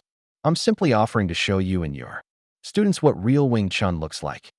Chairman Caldwell found himself in the unusual position of mediating between a Hollywood action star and a panicking teacher while news cameras recorded every word from the hallway. His boxing background gave him respect for martial arts traditions, but his administrative responsibilities demanded he consider liability issues and educational appropriateness. "What exactly are you proposing?" Caldwell asked carefully. "A demonstration in the school gymnasium," Donnie replied. "Traditional rules, proper supervision, no intention to cause harm. If Mr. Hoffman can land one clean strike on me using any technique he chooses, I will publicly apologize for questioning his judgment and acknowledge that Marcus may have exaggerated his grandfather's abilities." The murmur of voices from the hallway grew louder as word of the proposed challenge spread through the crowd. Students who had been live streaming the confrontation now had content that was being shared across social media platforms at viral speed. "And if he cannot?" Caldwell asked, though the answer seemed obvious. "Then Mr. Hoffman will apologize to Marcus for dismissing his family's legitimate history, and he will agree to learn about Wing Chun philosophy so he can better understand what he chose to mock without knowledge." Linda Wong stepped forward, her community organizer instincts recognizing an opportunity to turn conflict into education. "This could be a teaching moment for the entire school," she said. "Students could learn about martial arts traditions, about respecting immigrant contributions to American culture, about the difference between fantasy and authentic skill. Principal Fleming looked at Caldwell desperately. Her morning coffee seemed like it had been consumed in another lifetime, and she could see her quiet administrative career being transformed into something resembling a reality TV show. Are we seriously considering allowing a martial arts demonstration during school hours? We're considering, Caldwell said slowly, how to resolve a situation that has already become a very public education issue. The question is whether we handle it proactively or let it continue spiraling out of our control. Through the windows, they could see more news vans arriving, along with what appeared to be representatives from various martial arts schools and community organizations. The parking lot was beginning to resemble the site of a major event rather than a typical school day. Mr. Hoffman realized with growing horror that backing down now would be professional suicide. The video of him refusing a challenge after publicly dismissing martial arts as fantasy would follow him for the rest of his career. But accepting meant facing an internationally recognized expert in front of cameras and potentially hundreds of witnesses. What about insurance liability? He asked desperately. Safety protocols? District policies about physical demonstrations? All valid concerns, Caldwell acknowledged, but all manageable if we treat this as an educational demonstration rather than a personal challenge. We can establish proper safety measures and frame it as a cultural learning experience. Rebecca Martinez stepped closer to the classroom door, sensing that a decision was about to be made. Her cameraman had captured everything so far, and she knew that regardless of the outcome, this story would be picked up by national outlets. Within hours, Marcus watched the adults debate his fate and felt a complex mixture of emotions. Part of him wanted to see his teacher forced to acknowledge the truth about his grandfather. But another part, the part that had absorbed Kenneth's teachings about character and dignity, wondered if his grandfather would have approved of this public confrontation. The demonstration would be educational in nature, Donnie clarified, his voice calm but carrying the authority of someone accustomed to being taken seriously. I would explain Wing Chun principles, demonstrate traditional techniques, and show the difference between authentic martial arts and theatrical performance. Mr. Hoffman's role would simply be to test whether those techniques are as effective as Marcus's essay suggested. Aunt Linda nodded approvingly. Kenneth always said that the best way to honor martial arts was to demonstrate its principles publicly, with respect and proper context. Hoffman looked around the room at faces that ranged from sympathetic to openly hostile, understanding that his next words would determine not just his immediate future, but his reputation in a community where respect was earned through character, rather than position. If we do this, he said slowly, what exactly would be expected of me? The question hung in the air like smoke, and everyone in the room understood that they had crossed a line from normal educational administration into something unprecedented in the district's history. That evening, Hoffman sat alone in his cramped apartment, surrounded by the evidence of his desperation. Half a dozen martial arts books lay open on his coffee table, their pages displaying techniques he was frantically trying to memorize. His laptop played a YouTube video titled Basic Fighting Techniques for Beginners, while empty energy drink cans testified to his growing panic. He attempted a basic punch combination he'd seen in the video, nearly knocking over the floor lamp and causing his downstairs neighbor to bang on the ceiling in protest. His reflection in the darkened window showed a middle-aged man in rumpled clothes, shadowboxing against an opponent who existed only in his imagination but who represented very real consequences for his pride and career. Meanwhile, across town at the Chinatown Community Center, a very different kind of preparation was taking place.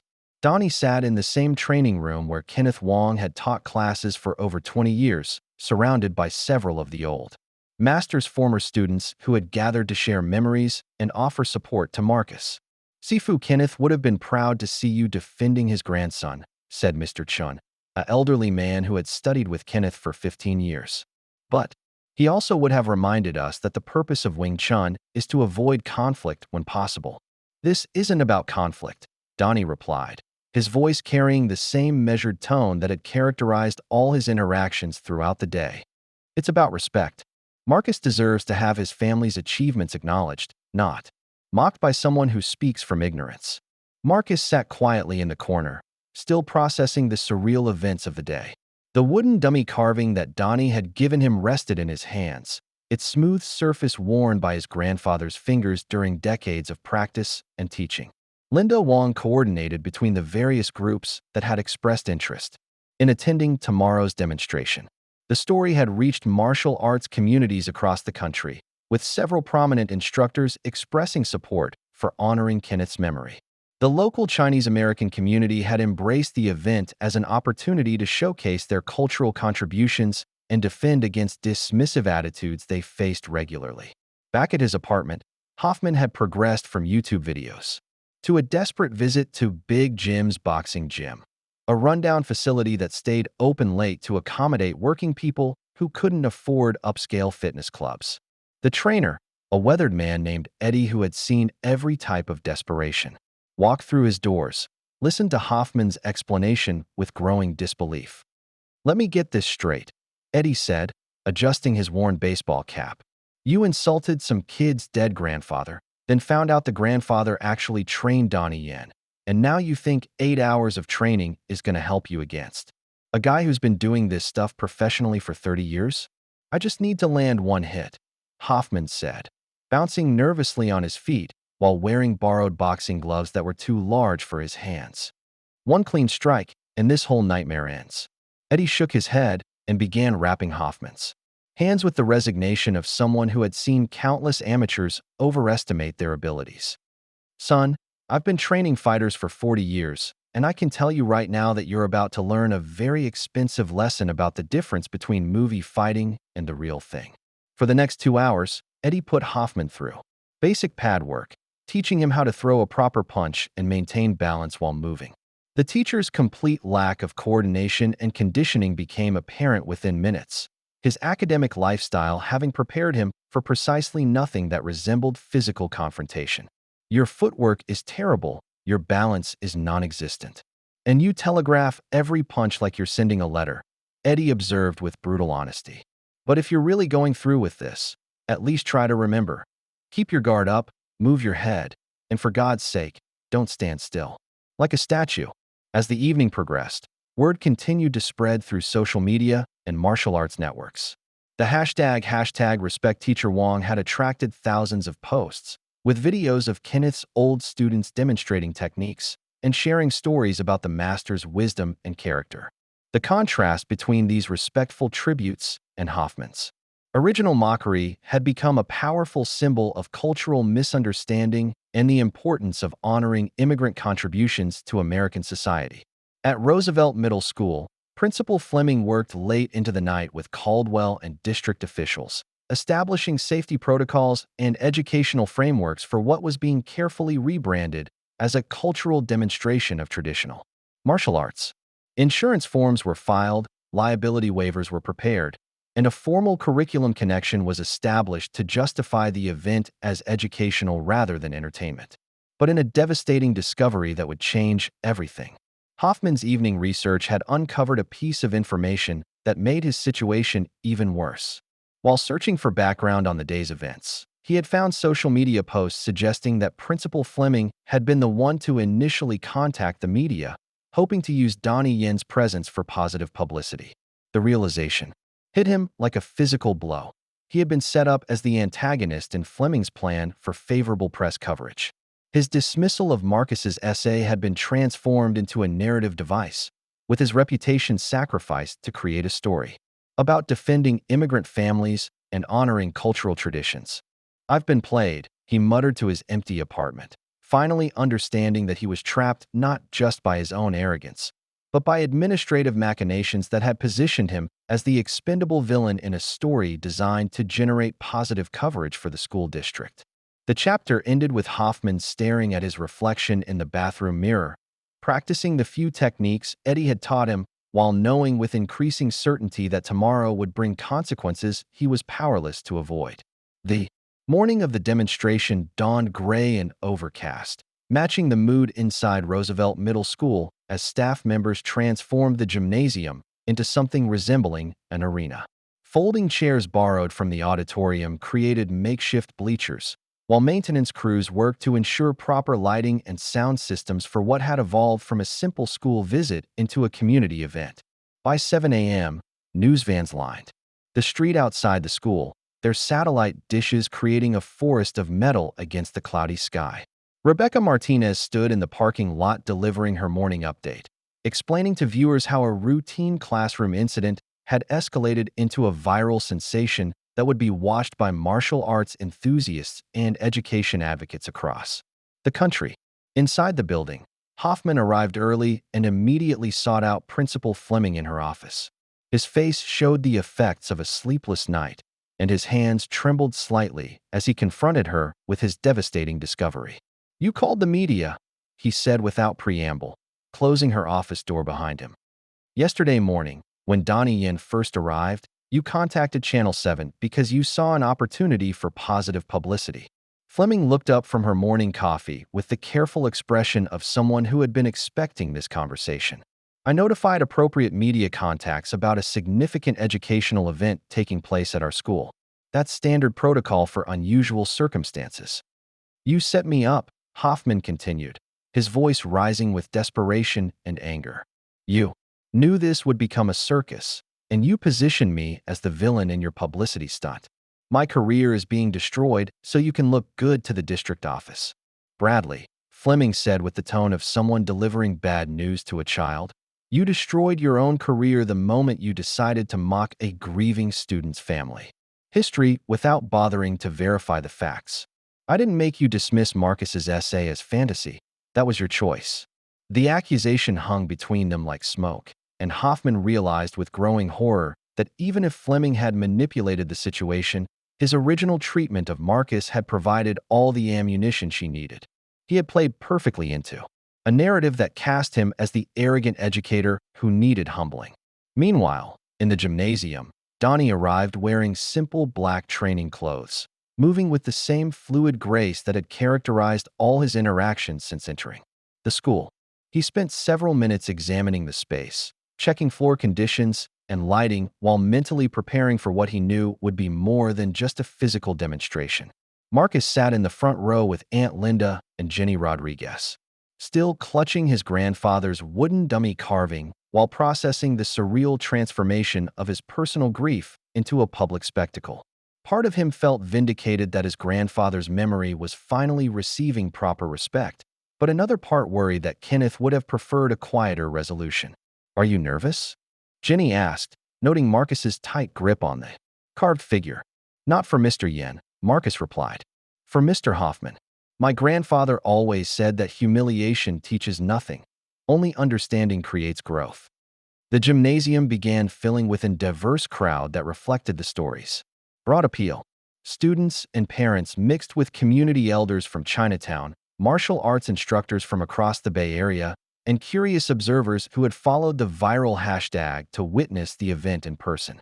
Several of Kenneth's former students had arranged themselves in a section near the front, their respectful presence serving as a living testament to the master's impact on his community. They wore simple training clothes and carried themselves with the quiet dignity that characterized traditional martial arts practitioners.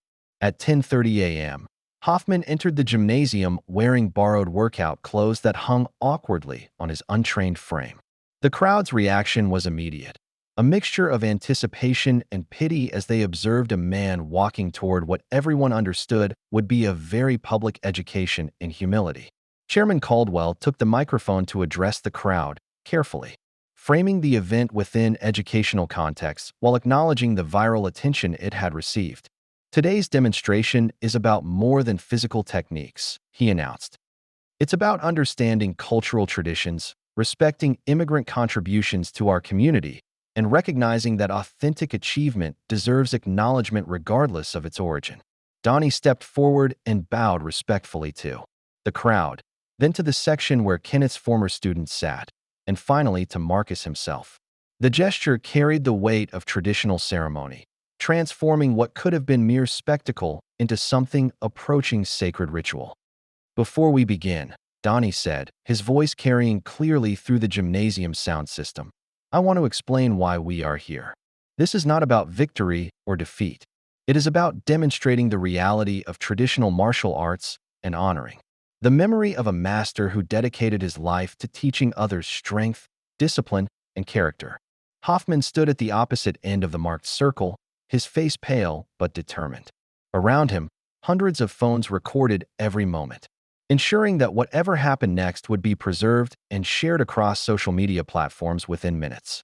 The crowd fell silent as Caldwell explained the simple rules. Hoffman had unlimited time to attempt landing one clean strike on Donnie, using any technique he chose. If successful, Donnie would publicly apologize and acknowledge that Marcus had exaggerated his grandfather's abilities. If unsuccessful, Hoffman would apologize to Marcus and commit to learning about Wing Chun philosophy. "Gentlemen," Caldwell announced, "you may begin when ready." The gymnasium held its collective breath as teacher and martial arts master faced each other in a circle that had become the center of a story being watched by thousands of people who understood they were witnessing something unprecedented in American education. The Roosevelt Middle School Gymnasium had never contained such focused silence. Hundreds of spectators leaned forward in their seats as Mr. Hoffman and Donnie Yen faced each other in the center circle, the contrast between them immediately apparent to everyone present. Hoffman immediately dropped into what he hoped was a fighting stance, his borrowed workout clothes hanging loosely on his untrained frame. His hands came up in an awkward approximation of the boxing guard Eddie had tried to teach him the night before, his elbows too high, his feet positioned uncertainly on the polished gymnasium floor. Donnie simply stood naturally, his arms relaxed at his sides, his weight evenly distributed in a way that suggested he could move in any direction without preparation. To those who understood martial arts, his stillness contained more threat than Hoffman's aggressive posturing. "Remember," Caldwell announced to the crowd, "this is an educational demonstration about traditional martial arts techniques. Mr. Hoffman will attempt to land one clean strike using any method he chooses." Hoffman's breathing was already elevated from nervousness, and sweat had begun to form on his forehead despite the gymnasium's cool temperature. Around him, the crowd watched with the fascination reserved for moments when ordinary people find themselves confronting forces beyond their understanding. Rebecca Martinez positioned herself for optimal camera angles while whispering rapid commentary to her news director through her earpiece. "The teacher looks terrified," she reported quietly. "Yen hasn't even moved, but you can feel the difference in their presence from across the room." Hoffman threw the first punch, a wild right hand that telegraphed its intention from the moment. His shoulder began to move. Donnie simply shifted his weight slightly to the left, and the punch missed by several inches, causing Hoffman to stumble forward and nearly lose his balance.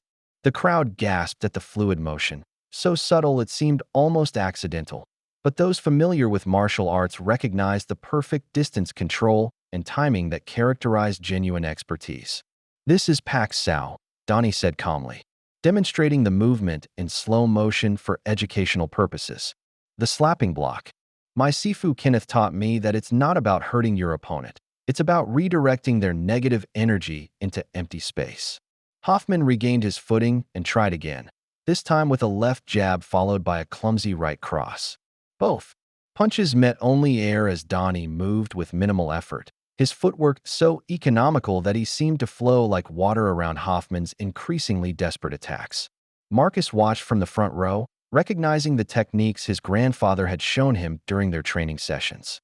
These weren't flashy movie moves. They were the fundamental principles of Wing Chun, demonstrated with the precision that came from decades of dedicated practice. "Tan Sao, the dispersing hand." Donnie continued his educational narration as he guided another of Hoffman's punches harmlessly to the side. "Master Wong taught me this protects without causing harm. The goal is not to defeat your opponent, but to show them the futility of aggression." Hoffman's face was now flushed red from exertion and embarrassment. His punches were becoming wilder and less coordinated as frustration overwhelmed his limited training. He attempted a kick he had seen in a movie, only to have his leg gently trapped and controlled until he was forced to hop backward to maintain his balance. The crowd began to understand they were witnessing something far more sophisticated than a simple physical contest. Donnie's movements contained a fluidity and economy that spoke to years of refinement, while his continued explanation transformed each defensive action into a teaching moment. "Wing Chun is about understanding force," Donnie said as he effortlessly avoided another combination of punches. My sifu taught me that when someone pushes, you yield. When they pull, you follow.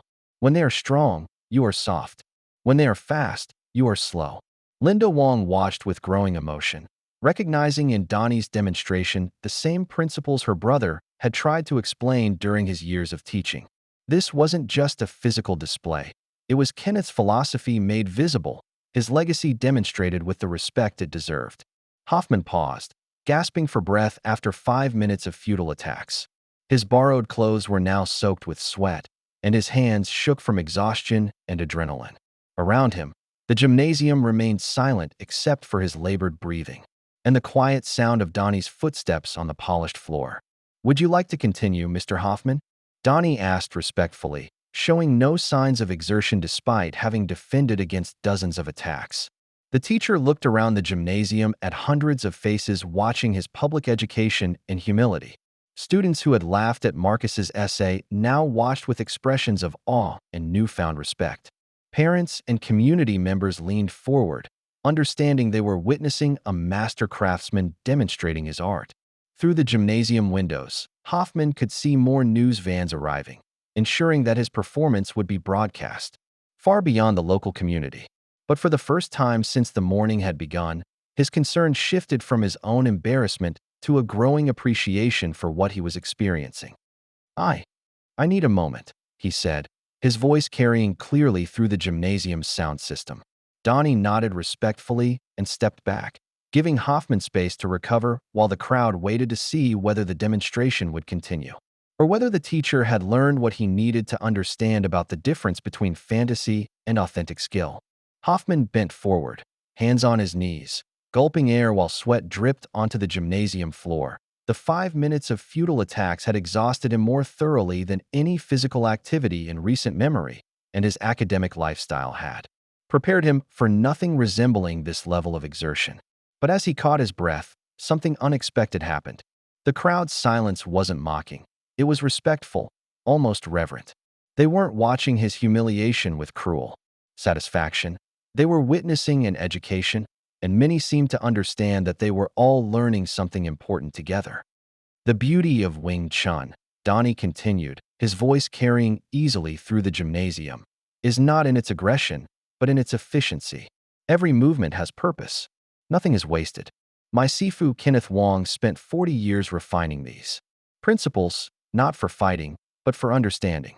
Marcus felt tears forming in his eyes as he heard his grandfather's philosophy expressed with such clarity and respect.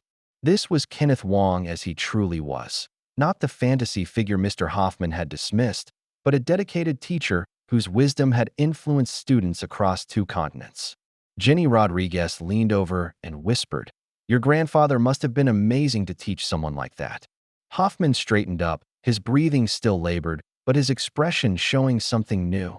Not just exhaustion, but a dawning awareness of what he had been dismissing so casually. He looked at Donnie with growing recognition that he was facing someone whose skills represented decades of dedicated study. "I want to try again," he said, his voice hoarse but determined. The crowd murmured approvingly. Whatever else could be said about Hoffman's mistakes, his willingness to continue in the face of obvious futility showed a kind of courage that earned grudging respect. Donnie nodded and assumed his natural stance again, but now he began incorporating more of Kenneth's specific techniques, calling out their names and purposes as a tribute to his departed sifu. "This is Bong Sao, the wing arm," he said as he deflected another of Hoffman's punches with a movement so smooth it looked choreographed. "Master Wong taught me this creates a bridge between opponents, not to dominate, but to understand their intentions." Hoffman's second assault was even more desperate than his first. He threw everything Eddie had taught him and several techniques he improvised from desperation, but each attack was met with the same fluid response, economical, precise, and completely effective. The crowd began to see patterns in Donnie's movements, the way each defensive action flowed naturally into the next, creating a continuous circle of protection that seemed to operate according to principles more sophisticated than simple reflexes. "Lop Sao, the grabbing hand," Donnie narrated as he briefly controlled one of Hoffman's arms, not to hurt, but to demonstrate control. "This teaches us that true power comes from understanding, not from force." Several of Kenneth's former students in the front section began to nod in recognition. These were the techniques their sifu had drilled into them during thousands of hours of patient instruction, demonstrated now with the mastery that came from complete understanding. Mrs. Chun, the math teacher who had initially supported Hoffman's position, found herself completely absorbed in the demonstration. "I had no idea," she whispered to her colleague. "This isn't like the movies at all. It's like watching someone speak a language perfectly." Hoffman attempted one final, desperate combination, a wild flurry of punches and kicks that represented every technique he could remember from his crash course in combat. But instead of the dramatic confrontation he had envisioned, his attacks simply flowed around Donnie's defenses like water around stone. "Chi Sao, sticky hands," Donnie said as he gently but firmly controlled Hoffman's arms, demonstrating the sensitivity training that allowed Wing Chun practitioners to respond to their opponent's intentions almost before those intentions became actions. This was Master Wong's favorite teaching tool. He said it taught students to listen with their bodies, not just their ears. The gymnasium fell completely silent as Hoffman's strength finally gave out. His legs trembled from exhaustion, his lungs burned from the unaccustomed exertion, and his arms felt like dead weight at his sides. But for the first time since the demonstration began, his expression showed something other than panic or determination. He was beginning to understand what he had been so casually dismissing. "I can't," he gasped, stepping back from the circle. "I can't even touch you." Donnie immediately moved forward, not in pursuit but in concern, offering his hand to help steady the exhausted teacher. The gesture surprised everyone, including Hoffman, who had expected either triumph or contempt from his opponent. "Mr. Hoffman," Donnie said quietly, his voice carrying the same respectful tone he had used throughout their encounter. "You have just experienced something that took me years to understand. What you felt is not defeat, it's education." The crowd remained silent, sensing that the most important part of the demonstration was about to begin. This hadn't been about physical dominance or public humiliation. It had been about something far more profound, and everyone present seemed to understand they were witnessing a transformation rather than a simple contest. Hoffman looked around. The gymnasium had hundreds of faces watching him with expressions that had evolved from anticipation to something approaching respect. He had entered this circle as an arrogant teacher who believed he understood the difference between reality and fantasy. He was about to leave it as someone who had learned that his understanding of reality had been far more limited than he could have imagined. Instead of celebrating his obvious superiority, Donnie immediately stepped forward and placed a steadying hand on Hoffman's shoulder as the exhausted teacher swayed slightly from the combination of physical exertion and emotional shock. The gesture surprised everyone, including Hoffman, who had braced himself for either mockery or indifference. "Are you all right?" Donnie asked with genuine concern, his voice carrying none of the triumph that might have been expected from someone who had just demonstrated complete mastery over an opponent. Hoffman looked up at the man who had just systematically dismantled every assumption he had held about martial arts, about Kenneth Wong, and about his own understanding of what constituted reality.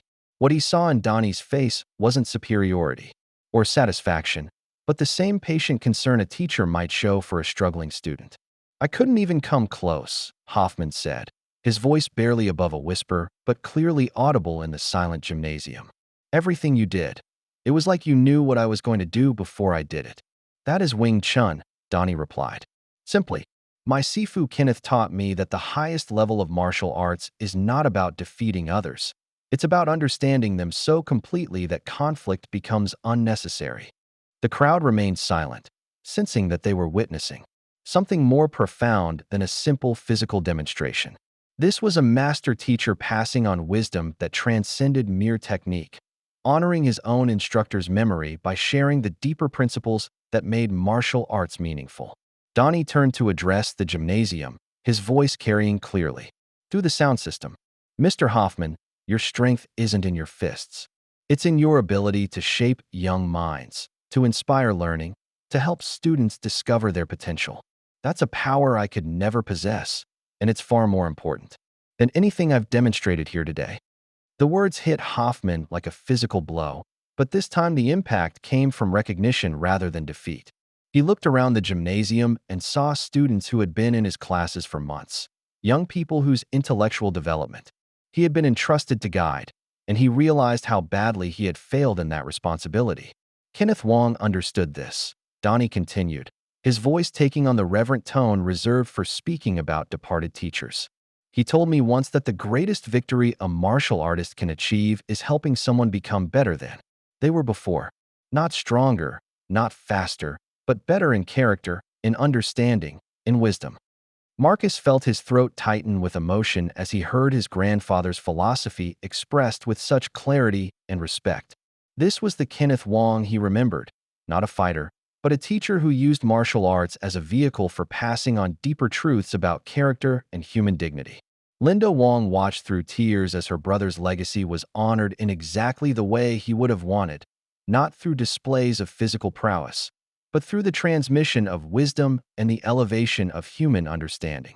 Hoffman slowly straightened up, his breathing beginning to return to normal as the physical demands of the demonstration gave way to the emotional weight of what he had experienced.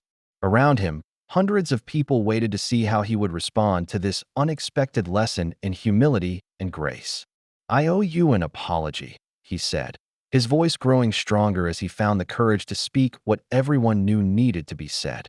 "Not just to you, but to Marcus, to his grandfather's memory, and to everyone who heard me dismiss something I didn't understand."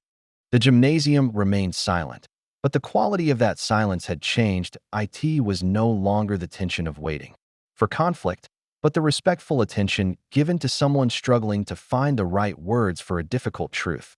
"I was wrong," Hoffman continued, turning to look directly at Marcus in the front row. "Your grandfather was exactly who you said he was. The stories you wrote, the respect you described, the techniques and philosophy, all of it was real, and I was too ignorant and too arrogant to recognize authenticity when it was presented to me." Marcus felt the wooden dummy carving warm in his hands as he met his teacher's eyes and saw genuine remorse where mockery had existed just days before. This wasn't the outcome he had imagined when he first wrote his essay, but somehow it felt like what his grandfather would have wanted. Not victory over an enemy, but the transformation of misunderstanding into respect. Donnie stepped back slightly, allowing Hoffman the space to continue his apology without feeling overshadowed by the man who had just educated him so thoroughly. The movement was subtle but significant, showing the same sensitivity to human dignity that had characterized Kenneth Wong's approach to teaching. The crowd waited, phones still recording, news cameras still rolling, as a teacher who had publicly mocked a student's family history prepared to acknowledge his mistake before the same audience that had witnessed his ignorance just days before. Hoffman turned away from Donnie and walked slowly toward the section where Marcus sat with his aunt and classmates. Each step felt heavy with the weight of acknowledgement, but also with something he hadn't expected: relief. The burden of defending an indefensible position was finally lifting from his shoulders. "Marcus," he said, stopping a respectful distance from the front row and speaking loud enough for the entire gymnasium to hear, "I owe you a public apology for what I did to you and your grandfather's memory." The 12-year-old looked up at his teacher with eyes that showed none of the anger or satisfaction Hoffman might have expected. Instead, Marcus's expression carried the same patient dignity that had characterized his grandfather, the ability to listen with understanding rather than judgment. "When you wrote about your grandfather being a Wing Chun master who trained actors and commanded respect in the martial arts community, I dismissed your words as fantasy," Hoffman continued, his voice growing stronger as he found the courage to confront his mistake fully. "I read your essay aloud to mock it. I assigned you detention for lying, and I used your grief as entertainment for your classmates."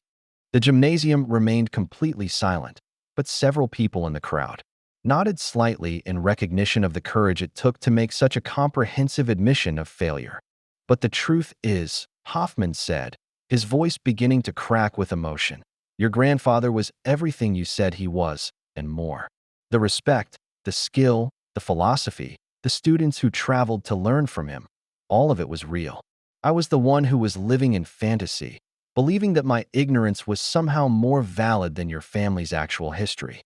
Jenny Rodriguez reached over and squeezed Marcus's hand, both of them understanding they were witnessing something rare, an adult genuinely confronting their own failure and choosing growth over pride. Hoffman turned to address the broader crowd, including the section where Kenneth's former students sat with expressions of respectful attention. I also need to apologize to this community for dismissing the contributions and achievements of an immigrant family without bothering to learn the facts. My behavior represented exactly the kind of prejudice and arrogance that makes people feel unwelcome in their own country. Linda Wong wiped tears from her eyes as she heard her brother's legacy being acknowledged with the respect it deserved. This wasn't just about Marcus or martial arts.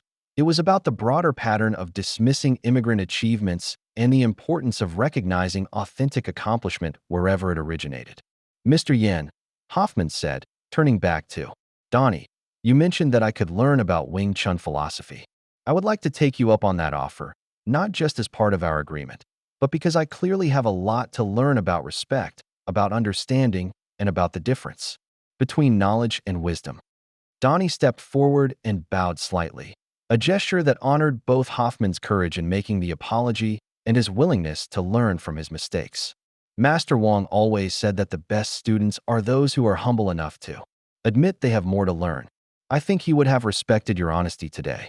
The crowd finally broke its silence with a wave of applause that started with Kenneth's former students and spread throughout the gymnasium. But it wasn't the triumphant applause of victory.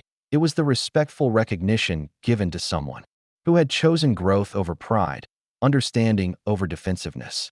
Chairman Caldwell stepped forward to the microphone, understanding that the demonstration had accomplished something far more significant than settling a simple dispute.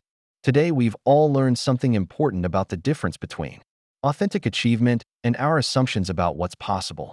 We've also learned that education works best when it's approached with humility and respect for what we don't yet understand. Rebecca Martinez, who had been documenting every moment for the evening news, found herself genuinely moved by what she had witnessed. This wasn't just a story about a teacher being humbled. It was about the power of authentic character to transform conflict into understanding. As the crowd began to disperse, many people approached Marcus to shake his hand and express their respect for his grandfather's memory.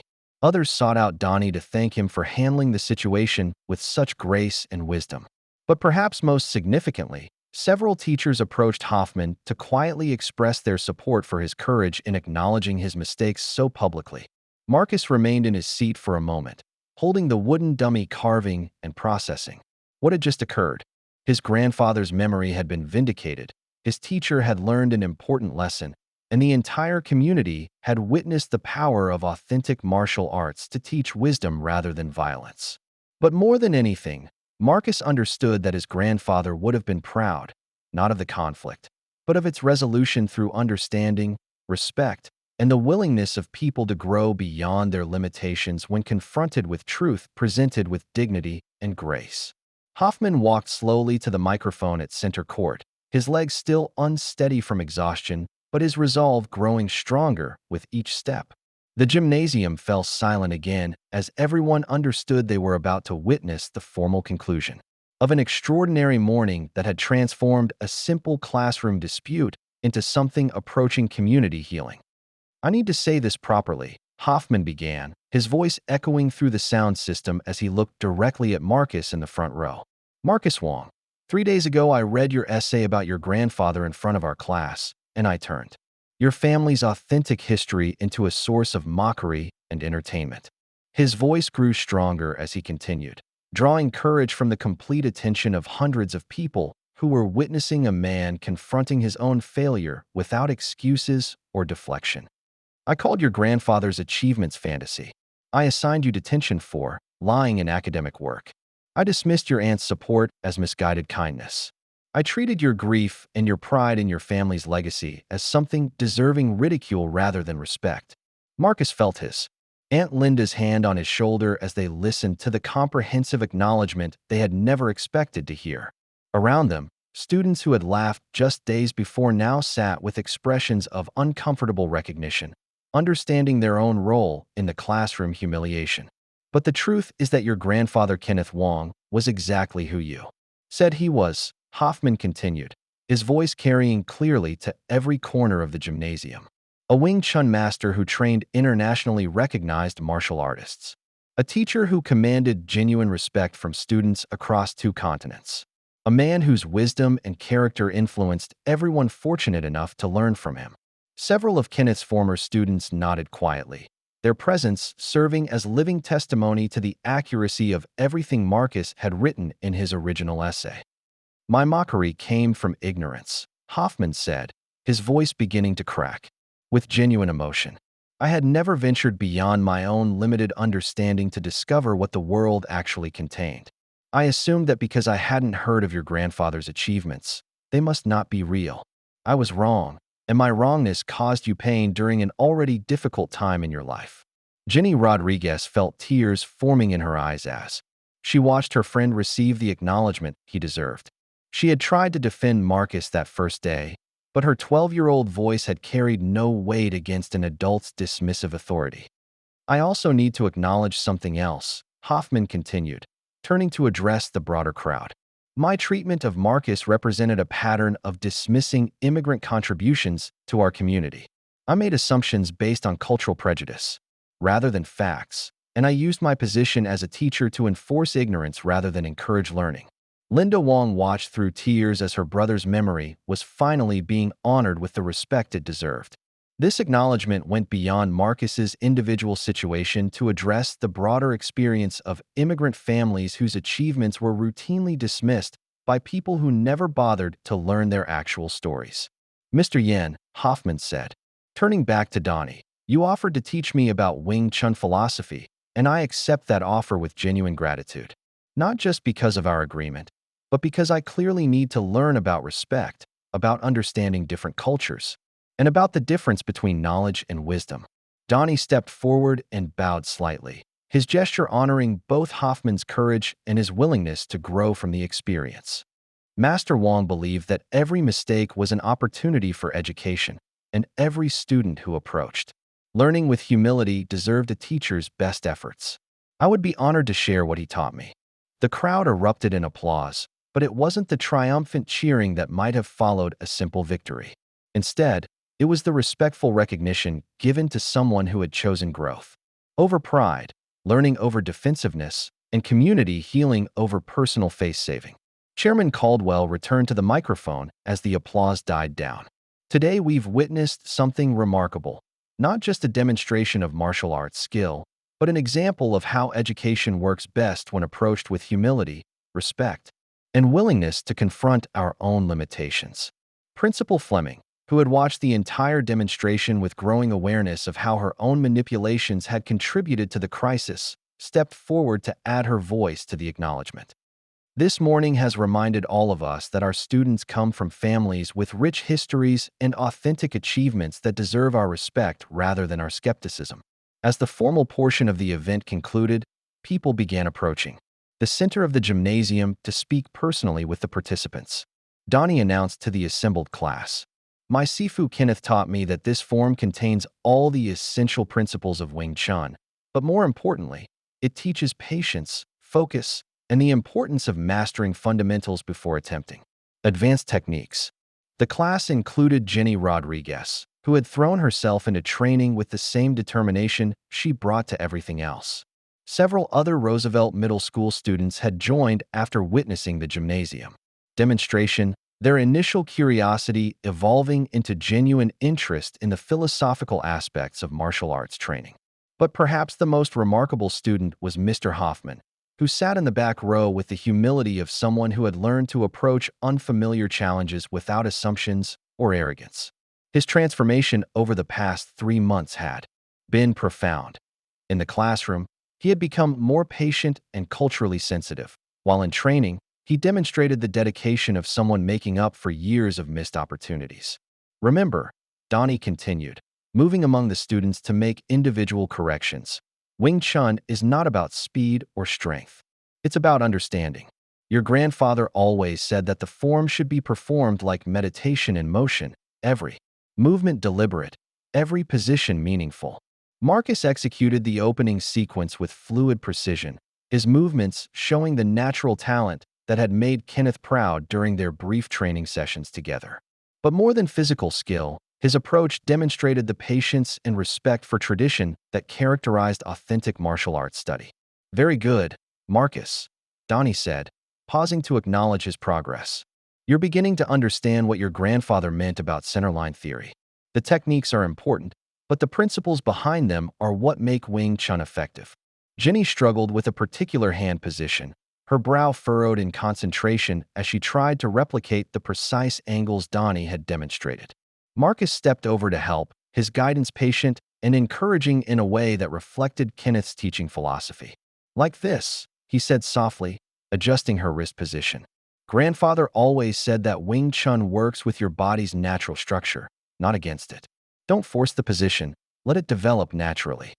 Hoffman watched the interaction with interest, seeing in Marcus the kind of natural teaching ability that couldn't be learned from textbooks or education courses. The boy's approach to helping his classmates showed an intuitive understanding of how people learn best, through encouragement rather than criticism, guidance rather than demands. Mr. Hoffman, Donnie called, approaching the teacher's position. In the back row, your stance has improved significantly. You're beginning to understand what we mean by rooting. The teacher's face showed a mixture of pride and continued humility. His journey from mockery to genuine appreciation had been difficult, but his willingness to start over as a beginning student had earned him respect from both instructors and fellow students. I'm still struggling with the concept of simultaneous attack and defense, Hoffman admitted. In my mind, those seem like separate actions, but you keep saying they should be unified. Donnie smiled, recognizing the kind of intellectual curiosity that made someone a good student regardless of their age or background. That's an excellent question. In Wing Chun, we don't separate offensive and defensive actions because real conflicts don't provide time for such distinctions. Let me show you. He demonstrated a basic technique that blocked an incoming attack while simultaneously creating an opening for counteraction, his movements so smooth they appeared to be a single motion rather than separate techniques. Master Wong taught me that this unity of purpose reflects a deeper philosophical principle, Donnie explained. In life, as in martial arts, the most effective responses address immediate challenges while creating opportunities for positive outcomes. The class continued for another hour, with students working individually and in pairs to develop their understanding of basic techniques and underlying principles. The atmosphere was serious but supportive, with more advanced students helping beginners and everyone approaching training with the respect for tradition that Kenneth had emphasized throughout his teaching career.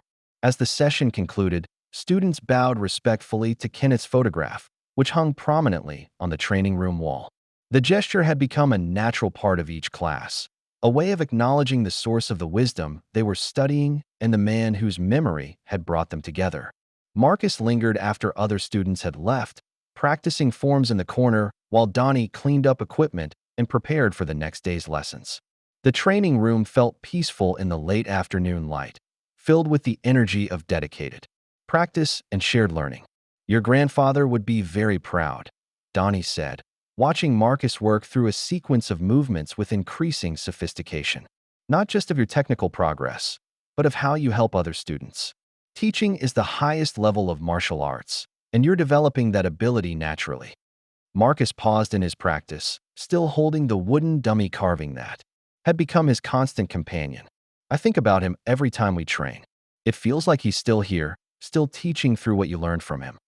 The comment carried weight beyond its simple words, acknowledging the continuity that connected past and present, teacher and student, memory and living practice.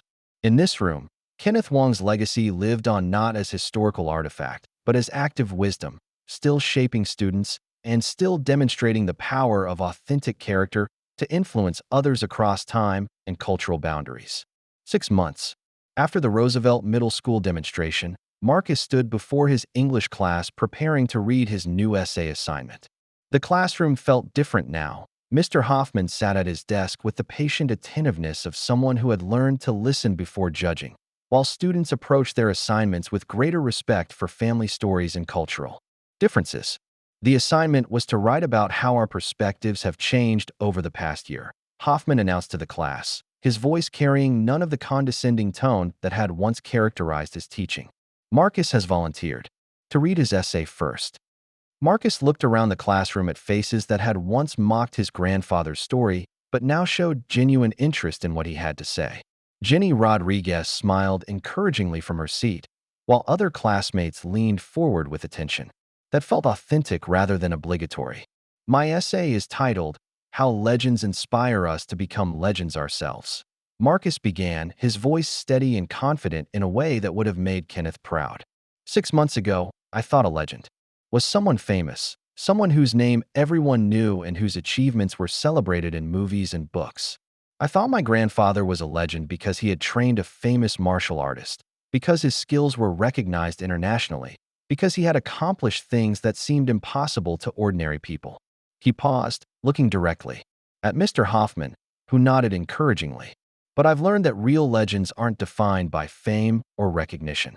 They're defined by how they influence others to become better than they were before. My grandfather Kenneth Wong was a legend not because Donnie Yen knew him, but because everyone who learned from him, students, family members, community members, carried his wisdom forward and used it to improve their own lives and the lives of others. Several students nodded in recognition, understanding that Marcus was describing something they had all witnessed in their own families and communities. Legends create more legends, Marcus continued. My grandfather's student Donnie Yen became legendary not just for his movies, but for how he honored his teacher and passed on the lessons he had learned. Mr. Hoffman became legendary in his own way by having the courage to admit when he was wrong and the humility to learn from his mistakes. Hoffman felt his throat tighten with emotion as he heard himself described not as the villain of the story, but as someone whose transformation had become an important part of its meaning. I've realized that I don't need to be famous to honor my grandfather's memory, Marcus continued. I just need to carry forward the principles he taught: respect for others, dedication to learning, the courage to stand up for what's right, and the wisdom to know that real strength comes from character rather than physical power. The classroom remained completely silent, but the quality of that silence had changed dramatically since the beginning of the school year. It was the respectful attention given to someone sharing genuine insight rather than the tense waiting for entertainment or mockery. The Kenneth Wong Memorial Scholarship has taught me that legends multiply when people share what they've learned, instead of keeping it to themselves. Every student in our martial arts program becomes part of my grandfather's legacy, and every person they eventually teach will carry that legacy forward to people my grandfather never could have met. Jenny Rodriguez felt tears forming in her eyes as she listened to her friend articulate something she had been feeling but couldn't express. The events of the past year had shown all of them that ordinary people could become extraordinary through their choices and their commitment to helping others grow. So when I think about legends now, Marcus concluded, I don't think about famous people or impossible achievements. I think about my Aunt Linda, who works every day to preserve our community's culture and support immigrant families. I think about Mr. Hoffman, who chose learning over pride and became a better teacher. I think about Jenny and my other classmates, who stood up for truth when it would have been easier to stay silent. He looked around the classroom one final time before reading his conclusion. Real legends are people who make other people better. They don't need recognition or fame. They just need the courage to share their wisdom and the dedication to help others become the best versions of themselves. My grandfather was a legend not because of who he trained, but because of who he inspired. And if I can inspire even one person to be better than I am, then I'll be carrying on his legacy in the way that matters most. The classroom erupted in genuine applause, not the polite recognition typically given to student presentations, but the enthusiastic response reserved for something that had genuinely moved and inspired its audience. Hoffman stood and approached Marcus as the applause died down. That was beautiful, Marcus. Your grandfather would be very proud, and I'm honored to be part of your story, even the difficult parts. After school, Marcus walked through Chinatown's familiar streets toward the community center, where he would spend the afternoon helping teach younger students the basic principles his grandfather had passed on to him. The wooden dummy carving rested in his backpack, a constant reminder of the legacy he carried and the responsibility he had accepted. As he entered the training room, where Kenneth's photograph hung prominently on the wall, Marcus bowed respectfully and whispered the words that had become his daily practice. I understand now, grandfather. I understand. The afternoon sun streamed through the windows, creating shadows that seemed to include a familiar figure. The old master whose spirit lived on through his teachings, his students, and the endless chain of wisdom that connected past to present and present to future. Outside, the sounds of Chinatown continued their familiar rhythm, but inside the training room, Kenneth Wong's legacy lived on in the patient voices of students learning to become teachers, legends inspiring other legends, and the quiet satisfaction of knowing that authentic wisdom never truly dies. It simply finds new hearts and minds willing to carry it forward. The story had come full circle, from grief to understanding, from mockery to respect, from individual achievement to community legacy. And in that circle, Marcus had found not just his grandfather's memory, but his own path toward becoming the kind of person whose influence would extend far beyond anything he could imagine. As he began teaching his first student, Marcus understood that he was no longer just Kenneth Wong's grandson. He was Kenneth Wong's successor, carrying forward a tradition that would continue long after his own name was forgotten in the endless cycle of legends creating legends, wisdom creating wisdom, and love creating love. If you like the story, please watch another story on our channel and subscribe to the channel.